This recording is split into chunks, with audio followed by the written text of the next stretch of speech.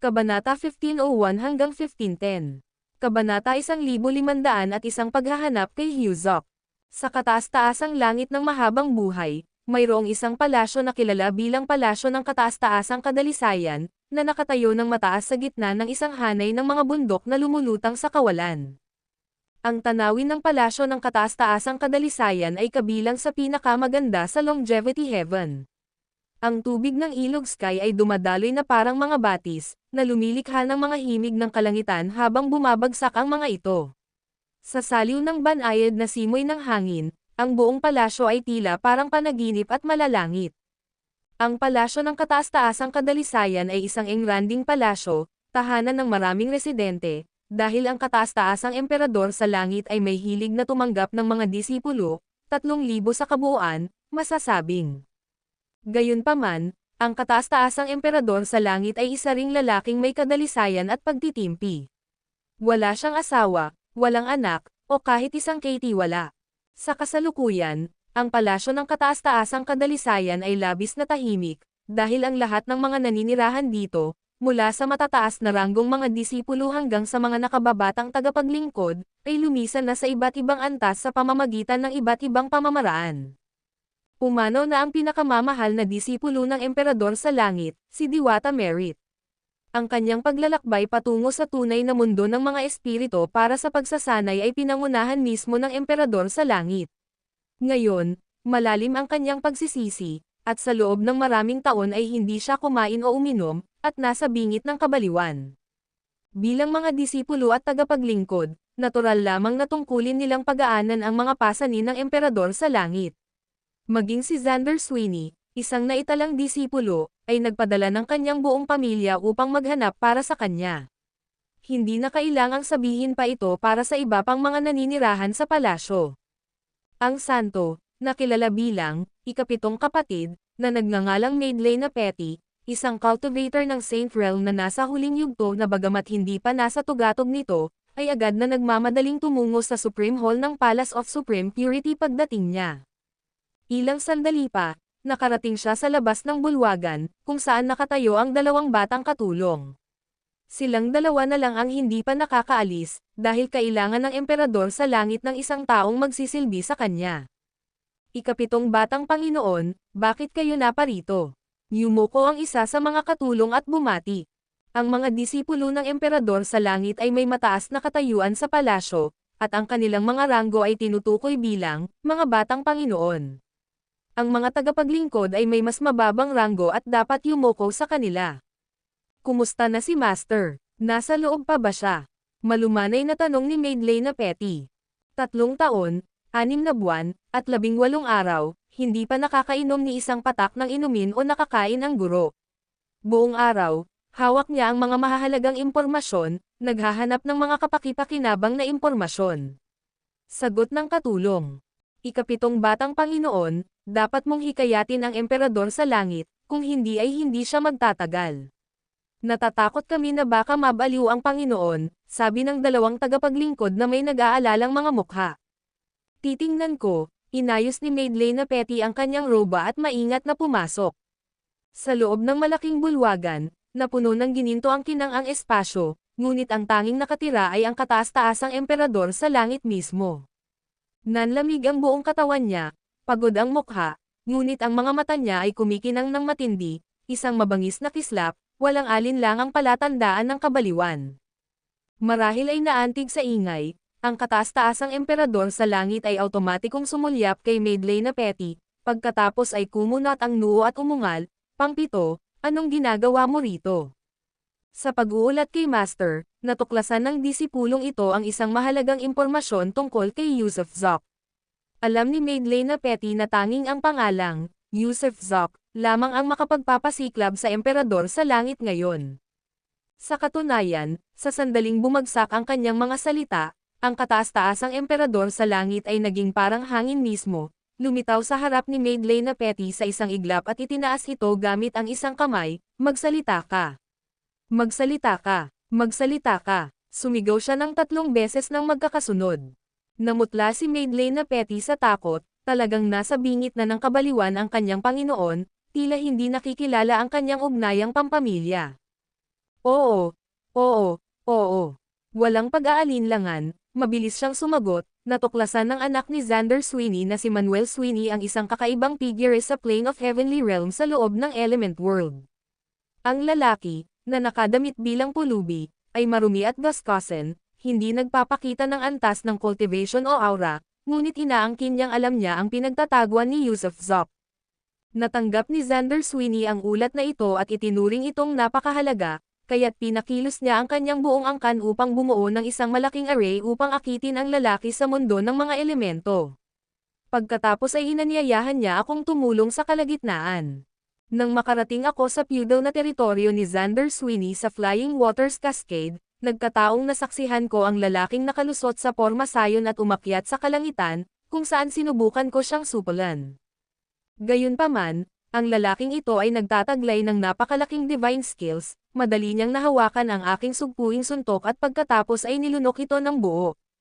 Kasunod nito, dumating sina Coulter King, Pablo King, at Royce King, tatlong magkapatid na tinawag ni Xander Sweeney upang tumulong. Sabay silang nagpakawala ng isang atake, ngunit nabasag ito ng lalaki gamit ang purong pisikal na lakas. Pagkatapos ay sinugod niya ang tatlong magkapatid, na ikinamatay ng bawat isa, at sa huli ay idineklara ang kanyang sarili na anak ni Yusuf Zok, si Hugh Zok. Malinaw na walang ipinakitang antas ng cultivation ang lalaking ito, ngunit ang kanyang pisikal na lakas ay higit pa sa imahinasyon. Bahagya kong naunawaan na ang kanyang katawan ay maaaring isang kataas-taasang nilikha, ang katawan ni Patrick Ruiz.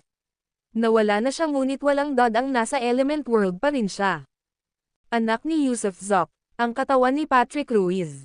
Sa mundo ng mga elemento.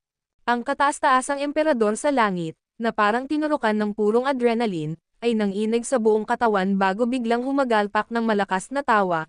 Anuman ang katawan niya, maglabas ako ng utos ng imperyo, lahat ay dapat agad na pumasok sa mundo ng mga elemento, hanapin ang lalaking ito, at hulihin siyang buhay. Kapag nahuli, hindi lang siya mamamatay, kundi tiyak na magpapakita rin si Yusuf Zok. Sa pagkakataong ito, sisiguraduhin kong tuluyang mabubura ang lahi ni Zok. Ha. Kuwit, mabilis na lumipas ang oras, at sa Soul World, isang araw na lang ang natitira hanggang sa 3 buwang deadline, habang matagumpay na narating ni Ivy Frost ang Heavenly Master Territory. Gayunpaman, habang sina Yusuf Zok at Ivy Frost ay naghahanda ng pumasok sa banal na bulwagan, hindi inaasahang dumating si Pierre. Pagkatapos ng 10 araw na pagkawala, tila lalong pamayat ang lalaki, ang kanyang payat na pangangatawan ay parang isang baldado, nauubusan na ng anumang sigla. Pagpasok niya sa Godstone Space, bumagsak siya sa lupa. Anong nangyari sa iyo? Wika ni Ivy Frost, kahit na boses iyon ni Yusuf Zok. Pinahirapan ako ng matandang mangkukulam na iyon, mapalad ako na buhay pa, umiiyak na sagot ni Pierre. Guro, pakiusap, kunin mo na ako palayo. Ayaw ko nang mabuhay pa, nawalan na ako ng gana sa buhay, sa pag-iral, ang kamatayan ay magiging isang ginhawa. Sandali lang, Sus Mariosep, mura ni Yusuf Zok sa pagkadismaya, labis siyang nasaktan nang makitang ganito si Pierre. Ang dating isang disenteng vampira ay ngayon ay nasa ganitong kaawa-awang kalagayan. Oo, muntik ko nang makalimutan, biglang bulong ni Pierre. Guro, may malaking nangyari. Anong nangyari? Tanong ni Yusuf Zok, na naguguluhan. May balita tungkol kay Hugh Zok. Sagot ni Pierre, may dumating na ulat, maraming individual mula sa lower realm ang dumating sa element world. Sinasabing may isang tao mula sa paksayon ng Supreme Heavenly Emperor na nakatagpo ng isang hanggal na nagngangalang Hugh Zok. Ang hanggal na ito ay nagsabing anak mo, pinatay ang 3 Heavenly Lords sa element world gamit ang kanyang ulo, at naroon pa rin ngayon. Lahat ay nagtitipon sa element world para hulihin si Hugh Zok. Ano? Napatalon si Yusuf Zok sa takot, napunta na sa mundo ng mga elemento ang hanggal niyang anak. At inaangkin pa nga niyang anak niya ito. Sus Mariosep, isa talaga siyang hanggal. Ngunit dahil sa kakaibang paraan ng pag-iisip ni Hugh Zok, ang mga ganoong aksyon ay tila lubos na kapanipaniwala. Guro, nasa malubhang panganib si Hugh Zok. Kaya nga ako naparito para alertuhan ka. Bukas ay aalis ako sa mundo ng mga kaluluwa at tatanggo sa mundo ng mga elemento, kung saan paprotektahan ko ang batang Panginoon ng buong lakas. Pero bago ako umalis, maaari mo ba akong tulungan na umakyat sa katayuan ng Emperador ng Langit at bigyan ako ng ilang patak ng iyong banal na likido? At saka, huwag kang masyadong mag-alala.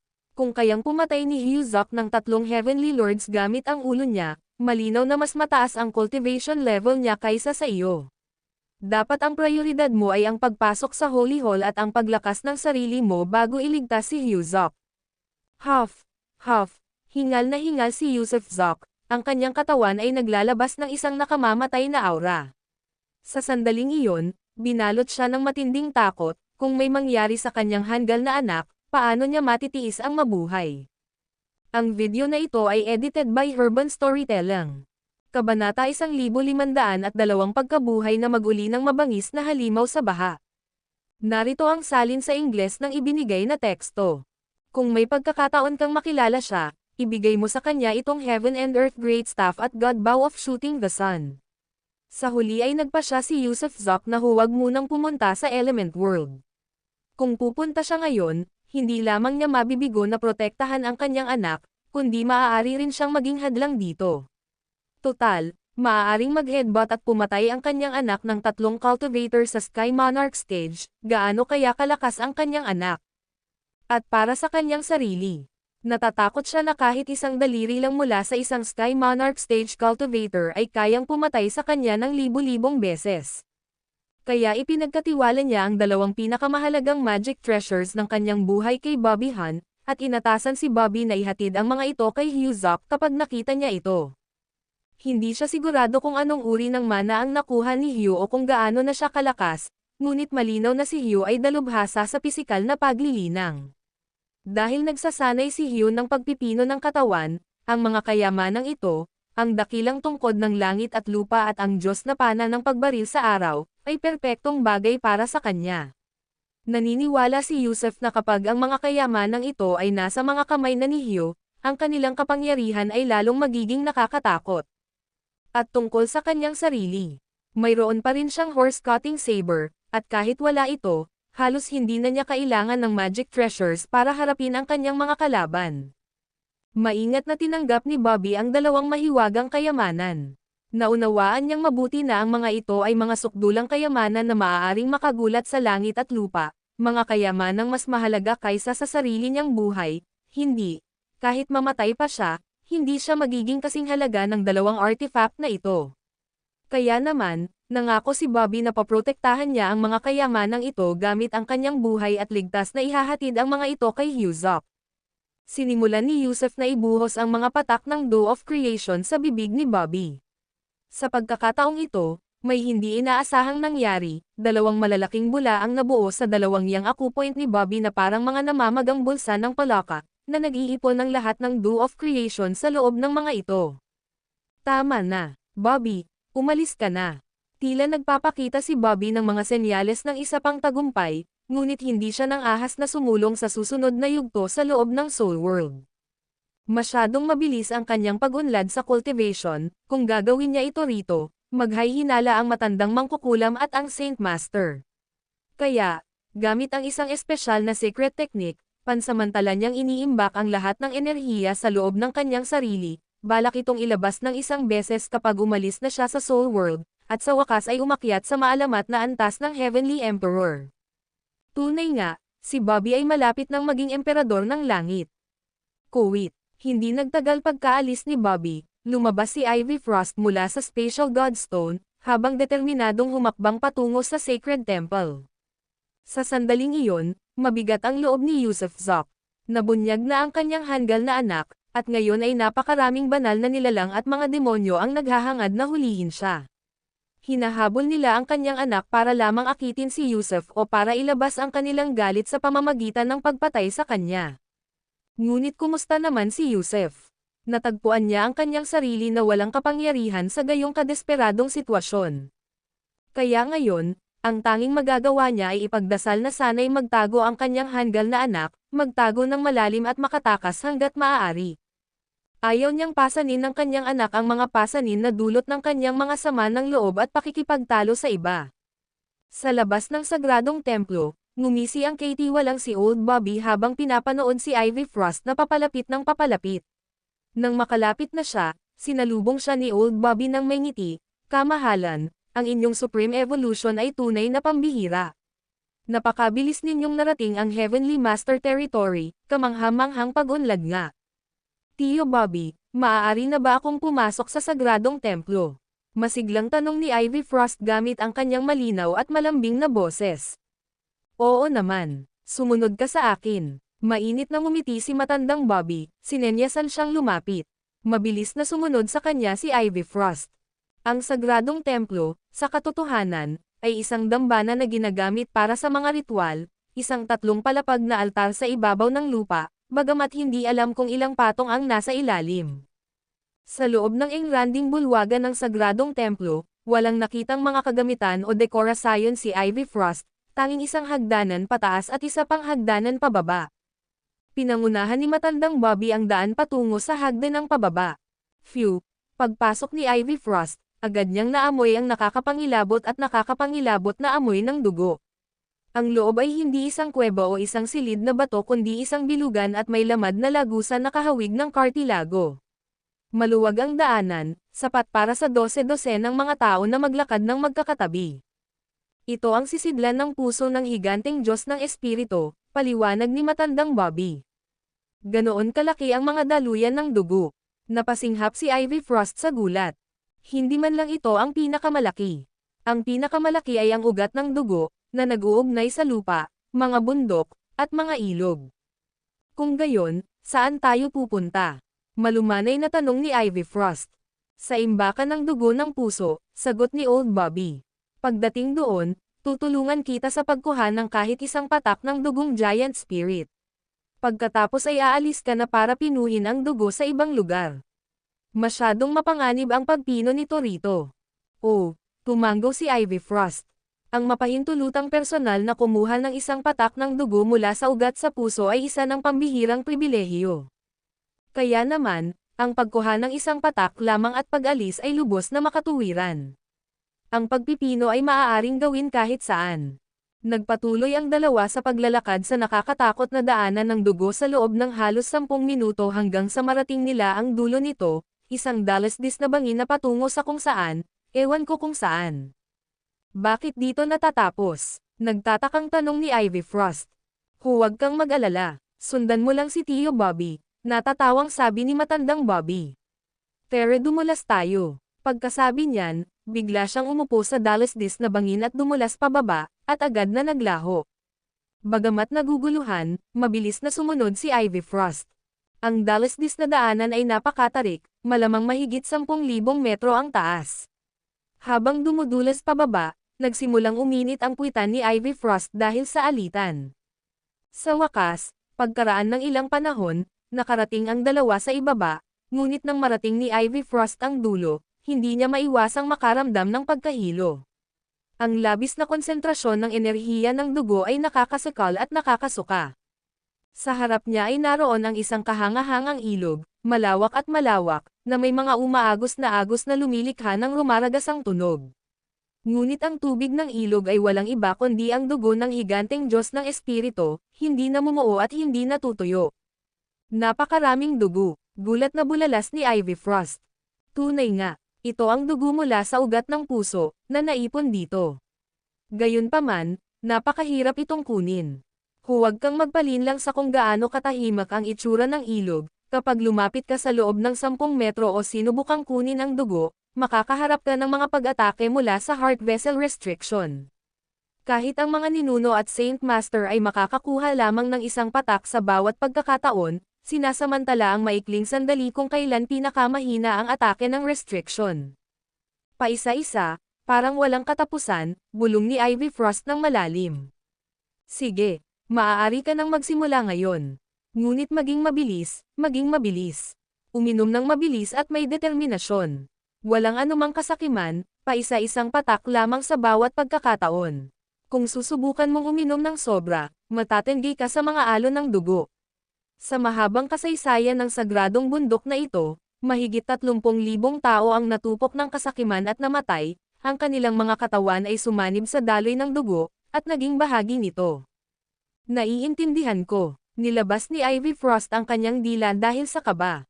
Paprotektahan kita. Magtuon ka sa pagkuha ng dugo, pero tandaan, huwag kang sakam. Kapag natangay ka, kahit si Tio Bobby ay hindi ka mailigtas. Muling paalala sa kanya ni matandang Bobby, nang may matinding tensyon. Naiintindihan ko, kung gayon magsisimula na ako. Humajejek si Ivy Frost, habang kumukurap ng mapaglarong tumingin kay Old Bobby bago ito naghandang kumilos.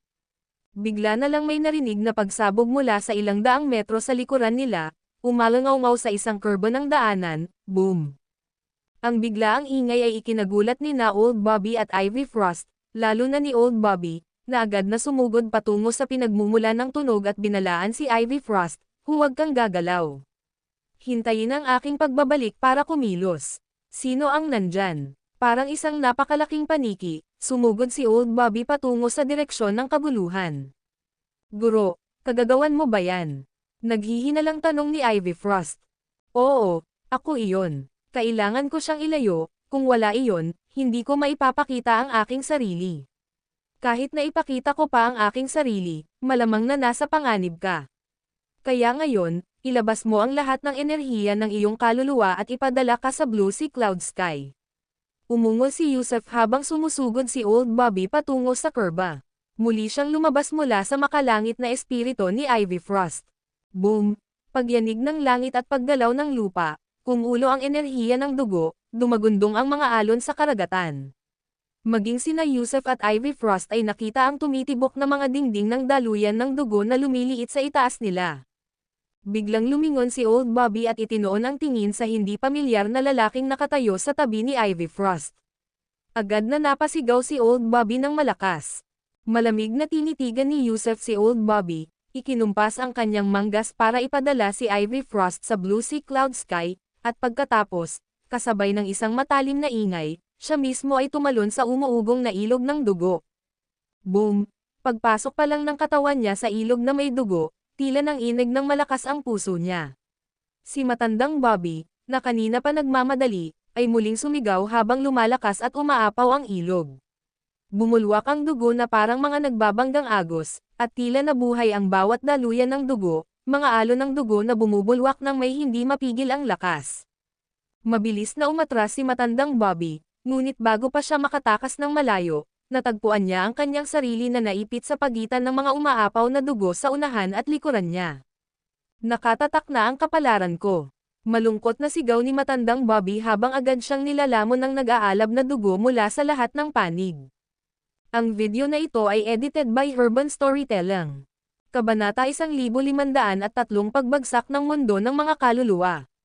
3 buwan na ang nakalilipas, may mga palatandaan ng muling pagkabuhay ng puso sa mundo ng kaluluwa. Sa panahong iyon, nayanig ang langit at gumalaw ang lupa, at ang buong mundo ng kaluluwa ay paulit-ulit na nanginag. Ngunit ito ay paulit-ulit na mga pagyanig at lindol lamang.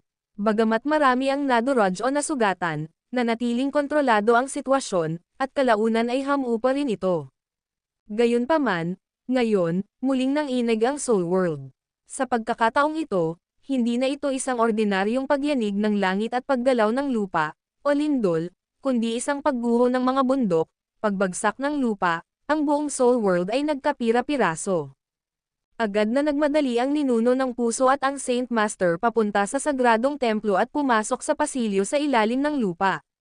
Ngunit pagpasok pa lang nila sa pasilyo, biglang bumuhos ang dugo patungo sa kanila. Nagulat ang dalawa at napasigaw habang umaatres.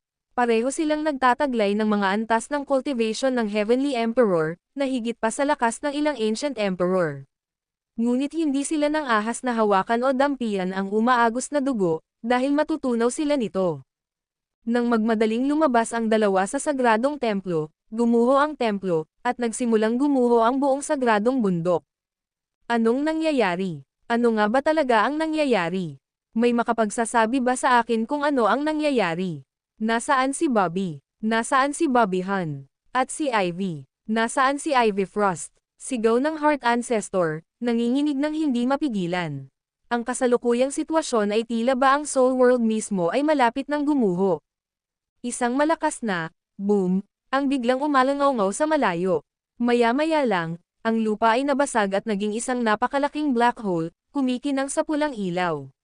Ang black hole ay nagsimulang gumuho palabas, kumalat sa walang kapantay na bilis. Ang puso ay muling nabubuhay ng mag-isa.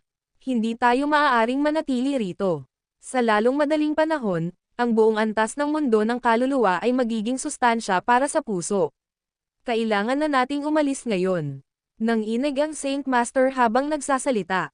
Ang mundo ng kaluluwa, kung saan sila nanirahan ng walang hanggan na bilyon-bilyong taon, ay gumuguho, hindi na matitirhan. Ang puso ay nagigising. Paano natin maililikas ang napakaraming tao? Malungkot na hinagpis ng Heart Ancestor. Marami tayong inililigtas hanggat maaari. Bilisan mo. Naunawaan ng Saint Master, na mas praktikal, na ang soul world ay malapit ng mawasak. Kapag ganap ng nagising ang puso, lahat ng nabubuhay dito ay magiging bahagi ng pagkain nito, kahit silang dalawa, kahit na sila ay mga Heavenly Emperor, ay nakatakdang mamatay. Sa totoo lang, nang hindi hinihintay ang kanilang mga utos, ang mga tao ay nagsimula ng tumakas mula sa lahat ng direksyon, at patuloy na lumalaki ang kanilang bilang. Magmadali kayong lahat, tumungo sa isla ng Antarctica. Abisuhan ninyo ang lahat, sabihan silang tumakas papunta sa isla ng Antarctica. Malapit nang gumuho ang mundo ng mga kaluluwa. Magmadali, pinakawalan ng Saint Master ang banal na liwanag, na nagliwanag sa lupain. Ang kanyang boses ay umalangaw sa halos bawat lungsod at bawat katedral. Ngunit ng mga panahong iyon, ang soul world ay wasak na. Sa sandali ng ganap na muling pagkabuhay ng puso, hindi mabilang na mga lungsod ang nilamon ng buo sa kalaliman, hinigop ng puso. Ang ninuno ng puso, na may lakas ng loob, ay lumipad patungo sa kumikinang na itim na butas, nakatingin pababa. Nakita niya ang siksik na mga ugat at daluyan ng dugo, pati na rin ang isang lamad. Sa loob ng lamad, ang pulang dugo at laman ay tila gumalaw na may buhay, na may ritmong pagpintig. Ang puso ay tumitibok, ang dugo ay damaloy. Ang lupa ay gumuho, sapagkat ang lupa ay nagiging sustansya ng puso. Kakakakaka, biglang nagdugtong-dugtong ang mga bitek mula sa lahat ng direksyon sa mundo, na bumuo ng isang network ng mga bitek. Mula sa itaas, may pulang ilaw na sumilay mula sa bawat siwang. Natunaw ang mundo, mga bundok, ilog, lungsod, buto, lahat ng ito ay natunaw. Tumakbo. Sigaw ng Heart Ancestor habang mabilis siyang tumatakbo patungo sa isla ng Antarctic, makasariling naging unang gumamit ng teleportation formation para makatakas. Sa kabilang banda, ang Saint Master ay nagpakita ng tunay na pagmamalasakit. Binura niya ang mga harang at porma sayon ng isla, naglagay ng hindi mabilang na mga bato ng Diyos ng teleportasyon sa porma sayon ng teleportasyon, at inutusan ang iba't ibang pinuno ng tribo na panatilihin ang kaayusan. Inilikas ang mga tao ng paunti-unti. Naunang umalis ang Saint Master, lumitaw sa walang katapusang kalawakan ng mga bituin sa kalangitan.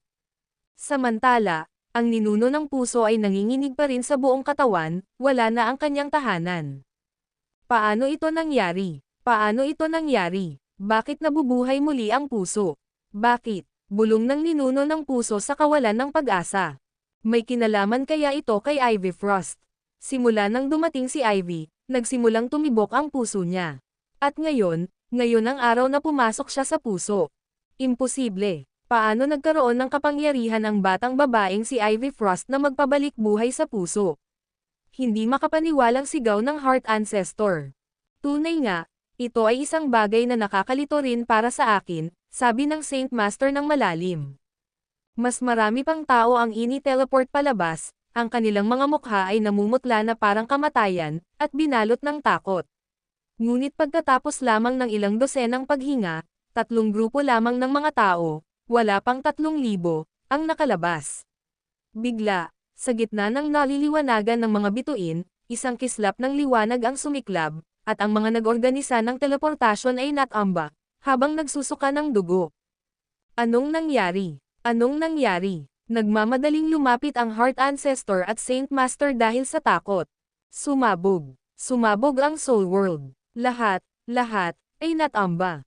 Habang tumatakas kami, nakita namin ang Soul World na lumiliit, nilalamon ng pulang ilaw, lahat ay namatay.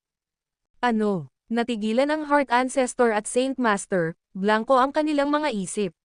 Wala pang 3,000 tao ang nakatakas, at ang populasyon ng Soul World ay umabot sa bilyon-bilyon.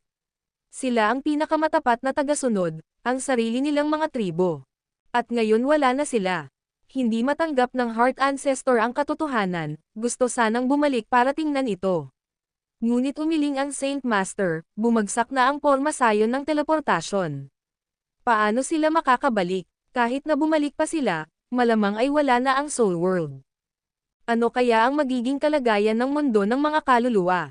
Isang pusong nabuhay muli, o isang buhay na nilalang? Hindi mahulaan ng ninuno ng puso o ng Saint Master ang hinaharap, ni hindi nila maarak ang mga misteryo ng puso. Sa ngayon, ang prioridad ay ang pag-aalaga sa 3,000 taong ito. Huminga ng malalim ang Saint Master. Ang 3,000 na ito ang mga piling tao ng Soul World. Kasama sila, sa loob ng ilang bilyon o 10-10 bilyong taon, kaya nilang muling buuin ang isang malawak na tribo. Saan tayo pupunta? Itinuturing tayo ng mga sinaunang Diyos bilang mga demonyong salot at walang humpay tayong hinahabol. Maaaring hindi natin sila kinatatakutan, ngunit ang 3,000 taong ito ay malamang na mamamatay kapag nakaharap natin sila. Hindi tayo maaaring pumunta sa kanilang teritoryo. Dapat tayong tumungo sa Blood Realm, sa Bone Realm, o sa Soul Realm. Matalas na kumislap ang mga mata ng Saint Master. Ang mga Blood Demons, Bone Demons, at Soul Demons ay palaging nangangarap na bumangon. Kung sasali tayo sa kanila, tiyak na tatanggapin nila tayo. Matagal na nilang hinahangad na salakayin ang Immortal Heavens, ang ating alyansa ay magbibigay sa kanila ng karagdagang lakas. Sige, sa Blood Realm, kung gayon. Magkapareho kami ng kasaysayan ng Blood Demon. Deklarasyon ng Heart Ancestor kasabay ng isang malakas na sigaw. Ang Blood Realm, Bone Realm, Soul Realm, at iba pa ay katulad ng kalikasan ng Soul World. Ang mga realm na ito ay hindi tunay na mga eroplano o mundo, kundi mga tirahan ng mga sinaunang demonyo, na bawat isa ay may mga disipulo, naninirahan, at tagasunod, na nakahiwalay mula sa labas. Ang mga sinaunang demonyong ito ay palaging naghahangad na pasukin ang langit na walang hanggan, ang sukdulang santuwaryo, kung saan ang isang araw ay katumbas ng isang taon sa labas, na nagbibigay ng buhay na walang hanggan at immortalidad. Sige, sige, sige, itinoon ng Saint Master at ng Heart Ancestor ang kanilang paningin sa Blood Realm, pinangunahan ang kanilang 3,000 natitirang mga tribo sa kawalan na naliliwanagan ng mga bituin. Samantala, patuloy na lumiit ang gumuguhong Soul World. Kung may makakatingin mula sa itaas sa sandaling ito, walang dod ang makikita nila ito, isang figurang hugis tao na nakaunat sa buong Soul World. Ang figure ay kasing lawak ng Soul World mismo, at sa kinaroroonan ng napakalaking black hole, ito ang lokasyon ng puso ng figure. Isang tao, isang natutulog na higanti, tila Magi gising na siya. Ang video na ito ay edited by Urban Storytelling. Kabanata 1504 na isang hamon ng tanga. Matapos ang pagbagsak ng Soul World, ito ay nagiba at naging isang napakalaking figure na hugis tao, na may black hole sa gitna na katumbas ng posisyon ng puso. Sa sandaling ito, ang pusong iyon ay tila sama-sama sa katawan, at unti-unti ring lumiliit. Kuwit. Samantala, sa mundo ng mga elemento. Simula nang kumalat ang balita tungkol sa anak ni Yusuf Zok, ang Element World ay naging abala sa mga aktibidad. Hindi mabilang na individual, prominent man o hindi, ang sumugod sa Element World, lahat ay naghahanap sa kalbo at walang sapin sa paa na lalaking walang palatandaan ng cultivation level, si Hyuzok. Gayunpaman, sa kabila ng tila matigas ang ulong pagiging simple ni Hyuzok, hindi naman talaga siya hanggal sa tunay na kahulugan. Gaya ng kasabihan, ang mga dragon ay nagkaanak ng mga dragon, ang mga phoenix ay nagkaanak ng mga phoenix, at ang mga supling ng daga ay natural na mahusay sa paghuhukay. Si Hyuzok ay prangka at prangka lamang, ayaw sa mga pukana o panlilinlang. Ang tunay na dahilan kung bakit siya pumunta sa Element World ay upang humingi ng hustisya para sa kanyang ama at lipulin ang kanilang mga banta sa hinaharap. Hindi ba't lahat ng mga Diyos sa kalangitan ay nagbibigay ng problema sa kanyang ama? Kung gayon ay siya mismo ang haharap sa ugat ng problema. Sa paggala sa mundo ng mga elemento ng ilang araw, sa wakas ay nalaman niya ang eksaktong mga dahilan sa likod ng lahat. Hindi dinungisan ng kanyang ama ang asawa o anak na babae ng sinuman, sa halip, Siya ay isang inapo ng lahi ng Diyos na higanteng espiritu. Bukod dito, pinatay ng kanyang ama ang anak na babae ng dakilang Diyos na si Yi, pinatay ang anak ni Ed Trujillo, at pinatay ang pamangkin ng emperador ng langit na si Jeremiah Colon, bukod sa iba pa. Higit pa sa lahat ng iyon, ang dugo at laman ng mga inapo mula sa Giant Spirit God race ay nababalitang mga pambihirang suplemento, ang kahit isang kagat ay sinasabing nagbibigay ng walang katapusang kapalaran. Pinakamahalaga, kung si Yusuf Zok ay maaaring maging alipin bilang isang Diyos ng mga higanteng espiritu, magkakaroon sila ng isa pang makapangyarihang tagapagpatupad. Matapos imbestigahan ang mga dahilan, nagpa siya si Hyuzok na kumilos. Bagamat nagtago ang kanyang ama, ayaw pa ring magtago ni Hyu. Kung hindi malulutas ang mga panganib na ito sa hinaharap, maaaring hindi na magkaroon ng lakas ng loob ang kanyang ama na magpakita sa kanyang sarili habang buhay. Gumawa siya ng isang liham at, sa ilalim ng takip ng gabi, bumalik sa nasasakupan ni Xander Sweeney. Habang nasa kama si Xander Sweeney at niyayakap ang kanyang kabit, itinapat ni Hyuzok ang liham sa mukha ni Xander at inutusan itong ihatid ito kay Heavenly Emperor Jeremiah Colon. Tama, sumulat nga si Hyuzok ng liham para sa emperador sa langit. Nang makita ni Xander Sweeney ang dalawang karakter sa ibabaw ng liham, labis na nagulat siya, dahil ang nakasulat sa pabalat ay, deklarasyon ng digmaan. Ang hanggal na ito ay talagang naghain ng hamon sa digmaan sa emperador ng langit. Oo, ang sinumang ito mula sa lower realm ay nangahas na hamanin ang kataas-taasang Heavenly Emperor. Matapos mabilis na paalisan ang map-anggulo na hanggal, hindi nang ahas si Xander na tingnan ang laman ng sulat. Sa halip, dumiretso siya sa pansamantalang palasyo ng ikapitong senior brother na si Maidlane Petty. Si Maidlane Petty ay nasa Saint Realm at maaaring manirahan sa Longevity Heaven. Ang kanyang tirahan sa Element World ay isang pansamantalang palasyo lamang. Gayunpaman, ang palasyo ay marilag at kahanga-hanga. Ano ang isang santo? Ang isang santo ay pangalawa lamang sa emperador sa langit mismo. Mabuti na lang at kasalukuyang nananatili si Maidlane Petty sa Element World dahil nagpadala siya ng mga tao para hanapin ang kinaroroonan ni Hyuzok at naghihintay ng mga update. Pagdating ni Xander, gising pa rin si Maidlane, nagpa-practice ng calligraphy sa kanyang silid-aralan. Xander, bakit ka nagmamadaling pumunta rito? Si Maidlane, na maraming kabit din, ay kamakailan lamang ay nabighani sa isa na nagngangalang Elise Sweeney. Ang ama ni Elise, syempre, ay si Xander Sweeney. Lohikal na dapat tawagin ni Maidlane si Xander na, biyenan, ngunit dahil sa pagbaligtad ng kanilang seniority, kinailangan ni Xander na gawin ang formal na paggalang at tawagin siyang, ikapitong senior brother.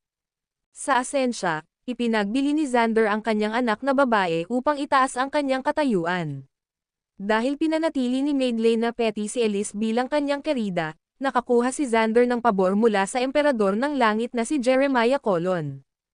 Sa totoo lang, wala nang ibang pagpipilian si Xander. Sa paningin ng mga santo, walang karapatang magsalita ang mga Diyos. Ikapitong senior brother, tingnan mo ito, agad na iniabot ni Xander ang sulat. Sumulyap si Maidlane sa deklarasyon ng digmaan, nakataas ang kilay. Malamig ang boses niyang sinabi, sino ang mangangahas na hamanin ako sa isang deklarasyon ng digmaan? At bakit ito napunta sa iyo? Hindi ito para sa iyo, ikapitong senior brother, para sa Elder Master. Sagot ni Xander, habang pinupunasan ang pawis sa kanyang noo. Ano? Parang natapakan ang buntot ni Maidlane. Talagang maraming kababalaghan ang kalawakan ng mundong ito, may nangahas na magdeklare ng digmaan sa emperador sa langit. Sino ang nagbigay nito sa iyo? Naghahanap ba sila ng kamatayan? Hindi rin nangahas si Maidlane na buksan ang sulat. Masyadong mapanganib ang bagay na ito. Si Hyuzok yun. Dumating siya sa tabi ng kama ko sa kalaliman ng gabi, ibinigay sa akin ang sulat na ito, at umalis. Habang nakatayo malapit sa kanya, nakaramdam pa ako ng hindi maipaliwanag na panghihina, hindi ko kayang pigilan. May kakaiba sa kanya. Kaya niyang durugan ang tatlong Diyos hanggang sa mamatay ng may matinding lakas, natural lang, hindi kanya kapantay. Nagdududa rin ako na kaya ko siyang tiisin ng ilang beses.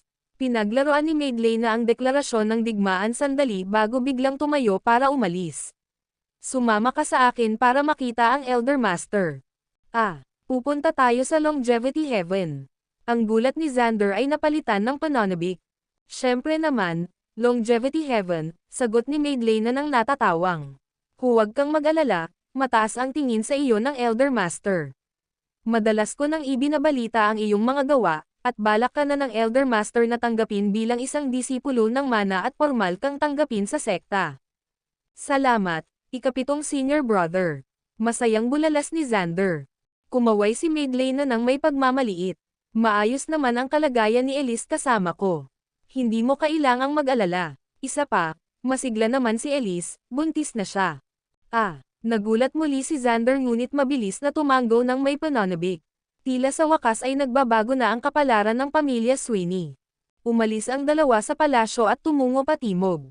Sa pinakatimog na rehiyon ng Element World ay nakatayo ang isang altar ng Diyos na kapareho ng nasa Heavenly Realm.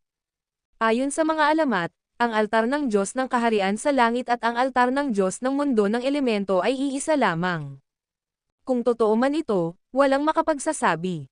Gayunpaman, ang pagpasok sa ikasyam na channel mula sa altar ng Diyos ng Langit ay patungo sa mundo ng mga elemento, habang ang pagpasok sa unang channel mula sa altar ng mundo ng mga elemento ay patungo sa kaharian ng langit.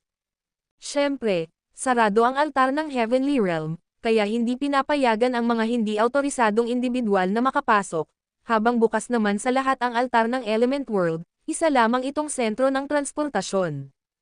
Inakay ni Maidlena si Xander papasok sa altar, paakyat sa mga palapag nito hanggang sa marating nila ang tuktok. Doon, isang umiikot na portal, ang space-time door, ang naghihintay sa kanila.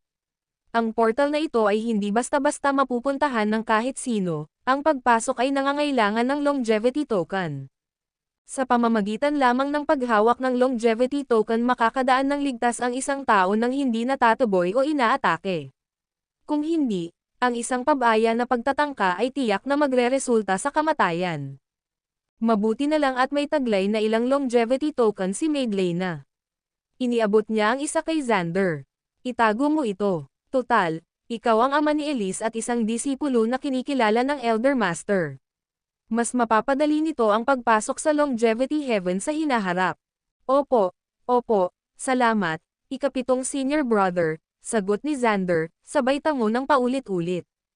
Hawak ang kanilang mga longevity token, ang dalawa ay pumasok sa space-time door.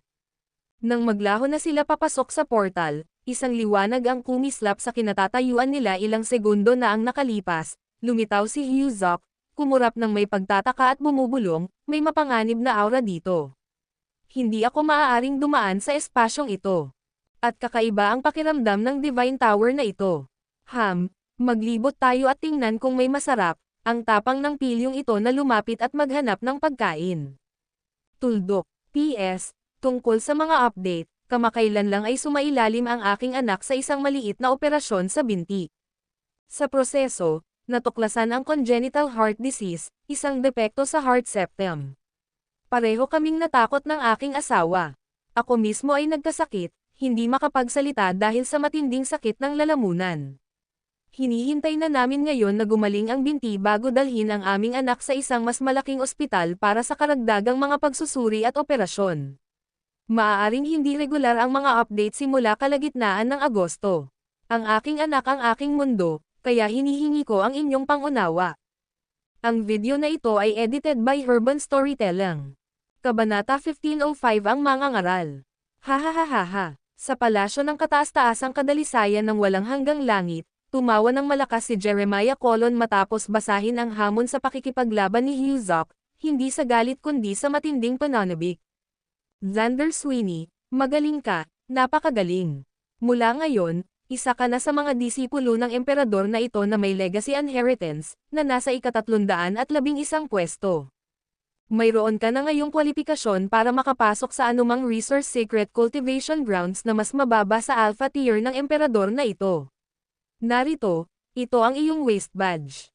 Tuwang-tuwa si Jeremiah Colon, kaya direkta niyang tinanggap si Xander Sweeney bilang isang opisyal na disipulo. Si Xander Sweeney naman ay paulit-ulit na yumuko, malakas na ipinapahayag ang walang hanggang mahabang buhay ng kanyang Panginoon. Guro, dapat ba natin siyang ipahayag sa publiko, o tahimik na palibutan at paksane? Sa sandaling ito, biglang nagtanong si Briar Petty. Tanggalin siya. Sa tingin mo ba, para harapin ang anak ng isang ordinaryong mortal, kailangan ng emperador na ito na magtayo ng Skynet at Earthnet Big Array o mag-imbita ng iba para tumulong sa akin? Hindi ba't nakakatawa iyon? Malamig na sabi ni Jeremiah Colon, pero huwag mong ipahayag ito sa publiko. Kung may mga estranghero sa lugar ng tunggalian at hindi sumipot ang hanggal na batang iyon, masisira ang lahat. Kaya, tayong tatlo lang ang makakaalam tungkol sa bagay na ito. Xander Sweeney, bumalik ka at ayusin ang lahat. Ilipat ang lahat ng miyembro ng angkan mula sa lupain ng iyong pamilya. Ilipat sila sa Eternal Heavens kung gusto mo, may karapatan ka na ngayon. Opo. Salamat po, Guro. Kitang-kita ang pagmamalaki ni Xander Sweeney, dahil isa itong malaking biyaya. Ang madala ang kanyang buong angkan sa walang hanggang langit ang kanyang pangarap sa buong buhay niya. Sige, ihanda mo ng maayos ang Fishway Splash. At ikaw, 7 taong gulang, tulungan mo si Xander Sweeney sa bagay na ito. Hindi pinapayagan ang anumang tagas para maiwasan ang anumang aksidente. Sinusunod ng disipulo ang utos. Yumuko ng malalim sina Xander Sweeney at Maid Lena Petty at agad na bumaba sa lower realm. Ang larangan ng digmaan na ipinahiwatig sa hamon ay isinagawa sa Fishway Splash Rock Platform sa kaharian ng pamilya ni Xander Sweeney, ang mismong lugar kung saan minsang binangga ni Huzok ang 3 Panginoon ng Langit. Ayaw ni Jeremiah Colon na may palam ang bagay na ito, ayaw niya ng napakaraming manunood sa kaganapan, dahil sa takot na baka matakot ang batang hanggal. Kasabay nito, hiniling niya na masaksihan ng buong mundo ang paghuli niya ng buhay sa batang hanggal. Ngunit kung isasaalang-alang ang lahat, ang pag-iingat ang inuuna. Matapos makitang umalis sina Xander Sweeney at Maid Lena Petty, binuksan ni Jeremiah Colon ang liham ng hamon at binasa itong muli. Maikli ang nilalaman ng liham ng hamon, baluktot at magulo ang sulat kamay. Hindi ito isang opisyal na dokumento kundi isang prangka at kolokyal na lengguwahe. Ako, si Huzok, ay hinahamon kita, matanda na at hindi papatay, sa isang tunggalian 3 araw mula ngayon sa Fishway Splash Rock Platform sa Element World. Nangangahas ka bang sumama? Ako, si Big Bull, ay maghihintay sa iyo ng tanghali sa loob ng 3 araw, at sino mang hindi sumama ay isang maliit na aso. Lagda, Huzok, walang petsa, walang format. Sino mang hindi sasama ay parang maliit na aso. Babagabagan ka ng matandang ito. Bulalas ni Jeremiah Colon habang nakapikit. Kahit isa siyang emperador sa langit, hindi siya makapangyarihan sa lahat. Ang hanggal na batang iyon ay may katawang nilikha mula sa diwa ng mga sinaunang enerhiya ni Patrick Ruiz, kaya naman napakatatag niya. Ang mga nilalang na iyon ay hindi madaling patayin. Gayunpaman, para kay Jeremiah Colon, nang mahuli niya ang hanggal na batang iyon, mayroon siyang 10,000 paraan para patayin ito. Sa loob lamang ng 2 araw, inayos ni Jeremiah Colon ang kanyang sarili sa kanyang pinakamainam na kalagayan. Sa kabila ng pakikipaglaban sa mga panloob na demonyo sa paglipas ng mga taon, isa na siyang emperador sa langit. Kapag mayroon na siyang layunin at pag-asa sa isip, hindi siya madaling susuko sa mga demonyong iyon, dahil matagal na silang napalitan ni Hugh the Fool at Yusuf Zok sa kanyang puso. Pagkalipas ng 2 araw, kinuha ni Jeremiah Colon ang kanyang whisk, isinuot ang isang King Kong bracelet, maingat na inihanda ang kanyang damit sa kanyang tagapaglingkod, at pagkatapos ay nagtungo sa dambana sa loob ng palasyo ng kataas-taasang kadalisayan. Ang dambanang ito ang pinakasolemn at pinakamarangal na lugar sa palasyo. Napakasagrado, kahit ang mga tagalinis ay hindi pinapayagan. Sa dambana, maliban kay Jeremiah Colon mismo, walang ibang tao ang pinapayagang pumasok. Maging si Ava Merit, na dating nakatira sa palasyo ng kataas-taasang kadalisayan, ay hindi pinayagang pumasok. May bulong-bulungan na siya ay sinampal ni Jeremiah Colon, ang kanyang pinakamamahal na tiyuhin, dahil sa pagtatangkang pumasok ng walang ingat sa dambana.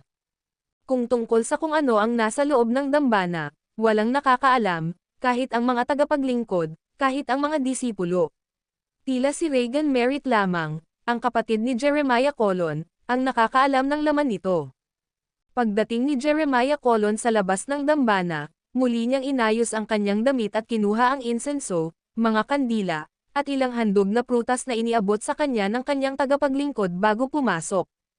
Malinaw na may pinto ang dambana, ngunit nang pumasok si Jeremiah Colon, tila sumanib ito sa kanya, at naglalaho tungo sa kawalan. Ito ay isang spatial portal na siya lamang ang maaaring pumasok. Whoosh! Pagpasok sa loob, agad na bumungad sa akin ang isang altar. Ang altar ay naglalaman ng insenso, prutas, isang tabletang pang-alaala, at isang larawan. Sa gilid ng larawan ay isang kaplet na may paalang na inscription sa itaas. Mababasa sa kaplet, tumayo ng tuwid bilang isang marangal na tao, hawak ang langit sa itaas at lupa sa ibaba, kahit na matuyo ang dagat at gumuho ang mga bato, ang kabanalan bilang mag-anak ay nananatiling hindi nagbabago. Mababasa sa paalang na inscription ang, langit, lupa, monarka, magulang, guro. Ang larawan ay naglalarawan ng isang balingkinitan at matandang lalaki na may hawak na whisk, na may mapaglarong ngisi na tila walang pakialam sa mga makamundong gawain. Nakaupo sa ibabaw ng isang ulap, siya ay mukhang mapayapa, madaling lapitan, at halos parang totoong buhay. Kung tungkol naman sa tabletang pang-alaala, mayroon itong mga salitang, ninuno ng 3 kadalisayan na daw. Sa katunayan, tumutukoy ito sa ninuno ng 3 kadalisayan na daw, walang iba kundi ang personal na guro ni Jeremiah Colon. Bagamat isa siyang sinaunang dakilang Diyos at isang emperador sa langit, lahat ng kanyang mga kasanayan at banal na kasanayan ay itinuro sa kanya ng ibang tao. Sa katunayan, totoo rin ito para sa 5 emperador sa langit at sa iba pang sinaunang dakilang Diyos. Ang kanilang mga banal na kasanayan at pamamaraan ay natutunan noong sinaunang panahon mula sa kani-kanilang mga tagapagturo. Ang ninuno ng 3 kadalisayan na daw ay ang tagapagturo ni Jeremiah Colon, at sa kanyang paningin, ang ninuno ng daw ang tugatog ng paglikha, ang sinaunang Diyos, ang ninuno ng langit at lupa, ang Diyos ng paglikha. Siyempre, maaaring pagtalunan kung totoo ang pahayag na ito. Ngunit matatag na naniniwala si Jeremiah Colon na ang kanyang guro ay tunay ngang Diyos ng paglikha. Kung tungkol naman sa buhay at kamatayan ng ninunong daw, walang kaalam-alam si Jeremiah Colon.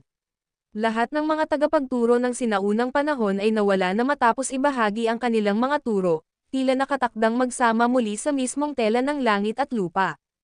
Pinasigla ni Jeremiah Colon ang mga handog, nagsagawa ng seremonyal na 3 yumuyuko at 9 na pagyuko, at pagkatapos ay tahimik na umupo at nagmumuni-muni sa harap ng larawan ng ninunong daw. Pagkalipas ng 2 oras, lumabas siya ng dambana, humakbang, at naglaho. Kuwit. Samantala, sa Element World sa Fishway Splash, sina Xander Sweeney at Madeline Petty ay basang-basa ng pawis, paulit-ulit na tinangka nilang kontaken ang kanilang Panginoon na si Jeremiah Colon sa pamamagitan ng Jade Simple 1 oras ang nakalipas. Gayunpaman, gaano man karaming mensahe ang ipinadala nila, para itong paghagis ng mga bato sa dagat, walang tugon mula kay Jeremiah Colon, na hindi nakatanggap ng mga ito habang nasa loob ng dambana. Naging mapait ang ekspresyon ni Xander Sweeney, at paulit-ulit na sumulyap si Madeline Petty sa langit dahil, sa itaas ng Fishway Splash ni Xander Sweeney, sunod-sunod na nagdatingan ang mga tao 1 oras na ang nakalipas. Dumating na si Divine Archer Yi, dumating na ang Central Asher Cloud Heavenly Emperor, gayon din ang 4 na iba pang Heavenly Emperor, si Ed Trujillo ang Saint, ang Zonwang Heavenly Emperor, ang Treasure Heavenly Emperor, at ang Jade Yao Goddess, isa-isa, ang mga figurang ito ay lumitaw na parang wala sa sarili. Kung bakit sila pumunta, kahit ang isang hanggal ay maaaring maghinala, narinig nila ang balita at pumunta para manood ng tunggalian. Pero, hindi nila ibinunyag ang balita, kaya sino ang maaaring nagkalat nito? Ang video na ito ay edited by Urban Storytelling. Kabanata 1506 na may isang tao na tumayo ang malaking toro. Ang mga taong nagtipon sa gitna ng naglalagablab na tubig ay lalong dumami. Noong una, mga Diyos at Santo lamang ang naroon, ngunit pagkalipas ng 2 oras, dumating na rin ang ilang kilalang Celestial Master. Natural lamang na dumating din ang iba pang mga disipulo ni Jeremiah Colon. Sa simula ay plinano ni Jeremiah Colon, Madeline Petty, at Xander Sweeney na itago ang bagay na ito sa ibang mga disipulo, sa paniniwalang mas makakabuti kung mas kaunting tao ang makakaalam. Ngunit ngayon, unti-unting dumating ang iba pang mga disipulo ni Jeremiah Colon, isa-isang lumapag sa ibabaw ng platapormang bato. Ikapitong nakababata, anong nangyayari rito? Ang nagsalita ay ang pinakamatandang disipulo ni Jeremiah Colon, si Wallace Schwartz. Si Wallace Schwartz ay may ranggo ring Celestial Emperor, isang Junior Celestial Emperor, walang duda na ang pinakamalakas na practitioner sa lahi ni Jeremiah Colon. Senior brother, bakit ka nandito? Tugon ni Maydlay na Petty. Ang buong Element World, ang Universe Realm, ang Heavenly Realm, at maging ang Realm of Eternal Life ay nakarinig ng mga chismis. Nakatakdang makipagtunggali ang guro sa isang Hyuzok dito, seryoso, totoo ba iyon? Nag-aalalang tanong ni Wallace Schwartz. Ano, kumalat na ba ang mga chismis kahit saan? Tuwang-tuwa sina Maydlay na Petty at Xander Sweeney. Paano ito kumalat ng ganito kalawak? Sino ang nag-leak nito? Ugong, lagok, lagagok, bigla, isang panginginig ang umalangaw sa kawalan, na sinundan ng nakakarinig na mga tunog ng pagiling. Tumangala ang lahat sa langit. Pagkatapos, mula sa pintuan ng espasyo-panahon ay lumabas si Jeremiah Colon, nakaputi ang damit at may puting buhok, may hawak na pamalo at suot ang King Kong bracelet. Paglabas ni Jeremiah Colon, sandaling natigilan siya, bahagyang nakataas ang kanyang mga kilay habang may bahid ng galit na sumusulpot. Sinulyapan niya ng may matinding galit sina Xander Sweeney at Maydlay na Petty na nakatayo sa batong plataporma. Paanong hindi maintindihan ni Xander Sweeney at Maydlay na Petty ang kahulugan sa likod ng galit na titig ng kanilang Panginoon? Pareho silang agad na natakot, lumuhad at paulit-ulit na yumuko, "Guro, hindi kami, hindi kami." Ang ibig nilang sabihin ay hindi sila ang naglabas ng balita, may ibang may pananagutan. Yusef, Javier, Helen, Scarlett, Robert, White, Cam, Ace, bakit kayo nandito lahat? Sigaw ni Jeremiah Colon ng sunod-sunod na pangalan, bawat isa ay pagmamay-ari ng isang kataas-taasang emperador sa langit. Bakit tayo nandito? Malamig na tumawa ang makapangyarihang si Yusef Zok bago biglang naglabas ng isang liham, kung saan nakasulat ang mga salitang, imbitasyon. Agad na binuksan ni Jeremiah Colon ang imbitasyon at nakita ang isang nakaukit na estilo ng sulat kamay na walang pag-aalinlangang pagmamay-ari ni Hyuzok. Ganito ang nakasaad sa imbitasyon, "Sa lahat ng makalangit na Diyos at demonyo, multo at espiritu, ako si Hyuzok. Sa loob ng 3 araw ng tanghali, makikipagtunggali ako sa matandang si Jeremias dito sa Flying Water Splash, walang pag-atres, walang tigil sa pakikipaglaban. Inaanyayahan ko kayong lahat na saksihan at ayusin ang inyong mga sama ng loob. Pagkatapos kong mapatay si Jeremias, sino mang may puot sa aking amang si Yusef Zok ay maaaring makipagsapalaran sa akin. Ako si Hyuzok, ang mga hindi pumupunta ay mga walang gulugad na asong babae. Muli, ang mga hindi pumupunta ay mga walang kulay na tuta." Pasimpleng binasa ni Jeremiah Colon ang sulat bago namula ang kanyang balbas sa galit. Nang ahas ang hanggal na ito na magbanta na papatayin siya. Saan nanggaling ang sulat na ito? Galit na tanong ni Jeremiah Colon. Nasa lahat ng dako ng kalye yan, tugon ni Yusef Zok, nanlalaki ang mga mata. Hindi mo alam. Ako. Binuka ni Jeremiah Colon ang kanyang bibig ngunit hindi niya alam ang sasabihin. Paano niya nalaman ang pinaplano ng hanggal na iyon? Haha, Kuya Jeremiah, ang Hyuzok na ito ay talagang kakaiba, natatawang sabi ni Javier Higgins, ang Central Asher Cloud Heavenly Emperor. Nagsisimula na akong magka-interes sa binatang ito. Tunay nga, tunay nga. Sa mga naninirahan sa kalangitan, wala nang ibang matapang na gaya niya. Humagalpak sa tawa ang ilang emperador sa langit. Akin siya. Kung sino man ang manggahas na makialam ngayon ay haharap sa aking puot, huwag mo akong sisihin sa pagputol ng ugnayan. Malamig na singgal ni Jeremiah Colon. Siyempre naman, paulit-ulit na tumango ang iba pang mga Celestial Emperor. Bahagyang tumango rin si Jeremiah Colon, saka humakbang sa platapormang bato at umupo nang nakakros ang mga paa. Samantala, nagsimulang umikot ang kanyang isipan, bakit ginagawa ito ni Hyuzok? Ano ang dahilan kung bakit siya matapang? Mayroon ba siyang pambihirang kakayahan, o ang tunay na kapangyarihang pumatay sa kanya? Lalong lumino ang mga iniisip ni Jeremiah Colon. Para sa isang taong tulad ni Hyuzok, isang napakalakas na personalidad, paano siya magiging tunay na hanggal na nagmumukha siyang hanggal? Ang kahangalan ay isa lamang pagkukunwari, isang palabas na makikita ng iba. Hindi naniniwala si Jeremiah Colon na tunay na hanggal si Hyuzok. Kung si Hyuzok ay hindi naman talaga hanggal ngunit ng ahas na magyabang ng mayabang, iisa lang ang dahilan, mayroon siyang tunay na kasanayan.